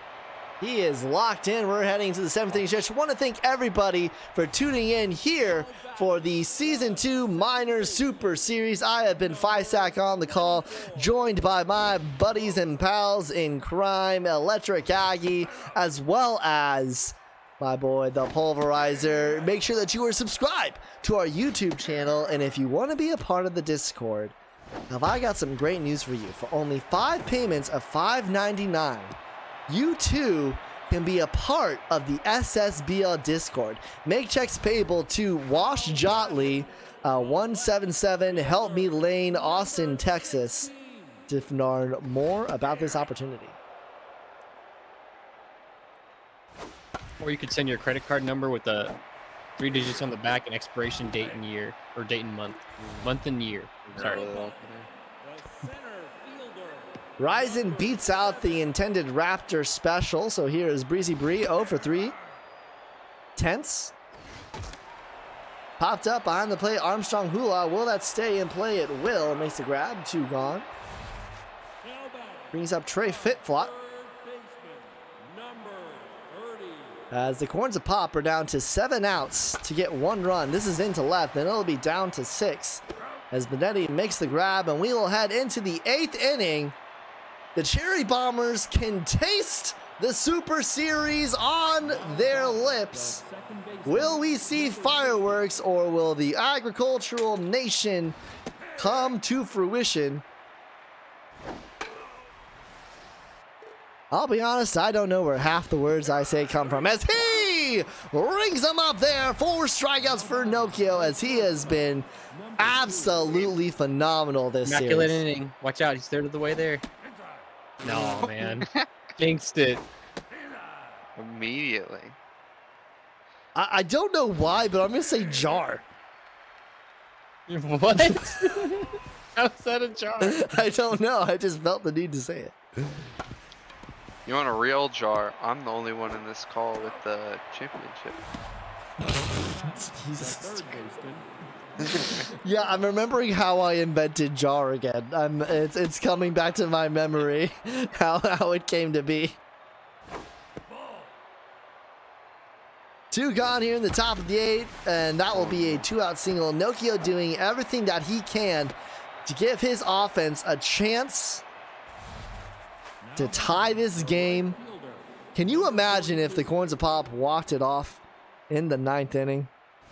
And imagine if it was Keisha Phillips who had that chance in Finally game getting 1. the home run that she needed for the cycle. That is another single here. Runners on first and second, and here is Trenton Pearson. Cherry Bombers finding their way past Pete Nokia a little bit here. Well, as of right now, through 5 games, the Cherry Bombers have only scored 12 runs, but it's been their pitching that has come in clutch in games. One is Warner's going to come home. Uh-oh. Ryzen is going to throw the third. Make that 13 runs scored by the Cherry Bombers. It's been their pitching in games 1 and 3, as well as game 5 now, that have helped propel them to this position. And now they're trying to give everyone they can in their bullpen the most buffer that they have. It'll be at 2. Corns of Pop, King Kush, Mushaw, Gerald Davis. 6 outs remaining. Now batting. Cherry Bombers looking to Fielder. get through this with sweaty palms. Donnie Brees now with a 2-run buffer to work with. That is off of his glove. He'll go to cover Nobody's covering first. first. Not in time. King Kush beats it out, and now 1 swing away from a tie game. Designated hitter, number 23. I honestly, I cannot believe that this is the way that this series has went. I feel incredibly privileged for this to be the way that this minor series ends. Even if the Cherry Bombers hold out here, the Corns of Pop have put up a good fight. That's just going to be 1 out. So I think, go ahead. I think if there's gonna be another home run in this series, like within the next however many outs are left, Oh, no. my. King Kush caught in between. There will be 2 outs with the Gerald Davis on first, and here is Alfred Walker, who has not been unknown this minors postseason to hit a dinger or 2 when it's needed. He is 1 swing away from tying up this game, heading into the 9th inning. Who do you think it would be, Dean? no, I'm saying if another home run is hit, all 3 of us need to try to sportscast it at the same time. and just yell Absolutely over each not. other. Absolutely not. Here look who it is Chris Luzon. Oh, he's The gonna ultimate do it. redemption. He's gotta do it. If there was a time for redemption, 1 swing and the Corns of Pop would be ahead by 1. But surely that does not happen with an 0 for 3 tense Chris Luzon. Oh my God. Okay. My He is- goodness. Smash. You know what? It was not too far off. He gets another angle on that, and the It's Corns pretty of Pop far lead off. by That one. wouldn't have even been out at Tiger Dale. Now back Well, Yeah. Whitney is probably out of his seat right now. He has been watching for over 3 hours at this point, as his Cherry Bombers are 3 defensive outs away from their first ever Minor Super Series championship. And once again, the stakes are not only would he get the pleasure of having his team be champions, but also the opportunity to potentially win in the majors as well, to do something that probably will not be repeated for a long time if that's the case. Given how difficult it is to win in the SSBL, given how difficult it is to win in the minors, especially to have both of those teams competitive at once. And especially given it was the right time, the minors picked up in their development this season, but not necessarily as developed as they'll be in future seasons. If there's a season, and correct me if I'm wrong, boys, but if there's a season to win in the minors and the majors, this would be it. You're not correcting me, so I guess I'm not wrong. I'm just trying to think, like, what about this season in particular is just because it's just the start of. Well, people again, loading like up their this is like minors. the last season of underdeveloped minors. Yeah, that's what. A 1-2-3 inning. The Cherry Bombers are 3 outs away from taking the Minor Super Series, and it'll start off with Keisha Phillips. The Corns of Pop need 2 runs to keep their dreams alive, and it's against a 41-pitch Donnie Briefs. Up the middle, that one is through. We are in one swing territory, and it's a Ryzen due up next. He's got good speed with Mojo boost, so watch for the steal. fielder, number 16.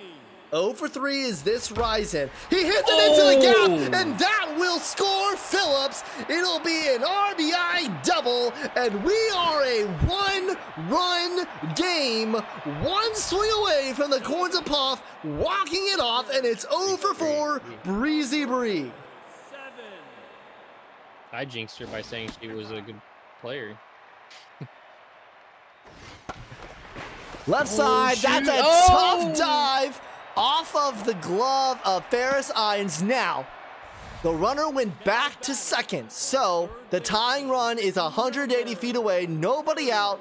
Here's Trey Fitflot. Donnie Brees is tense. This probably has to be one of the last batters that he faces. This is through the gap. Runner will stay at third. The bases are loaded. The go-ahead run is at second base. And here is King Kush.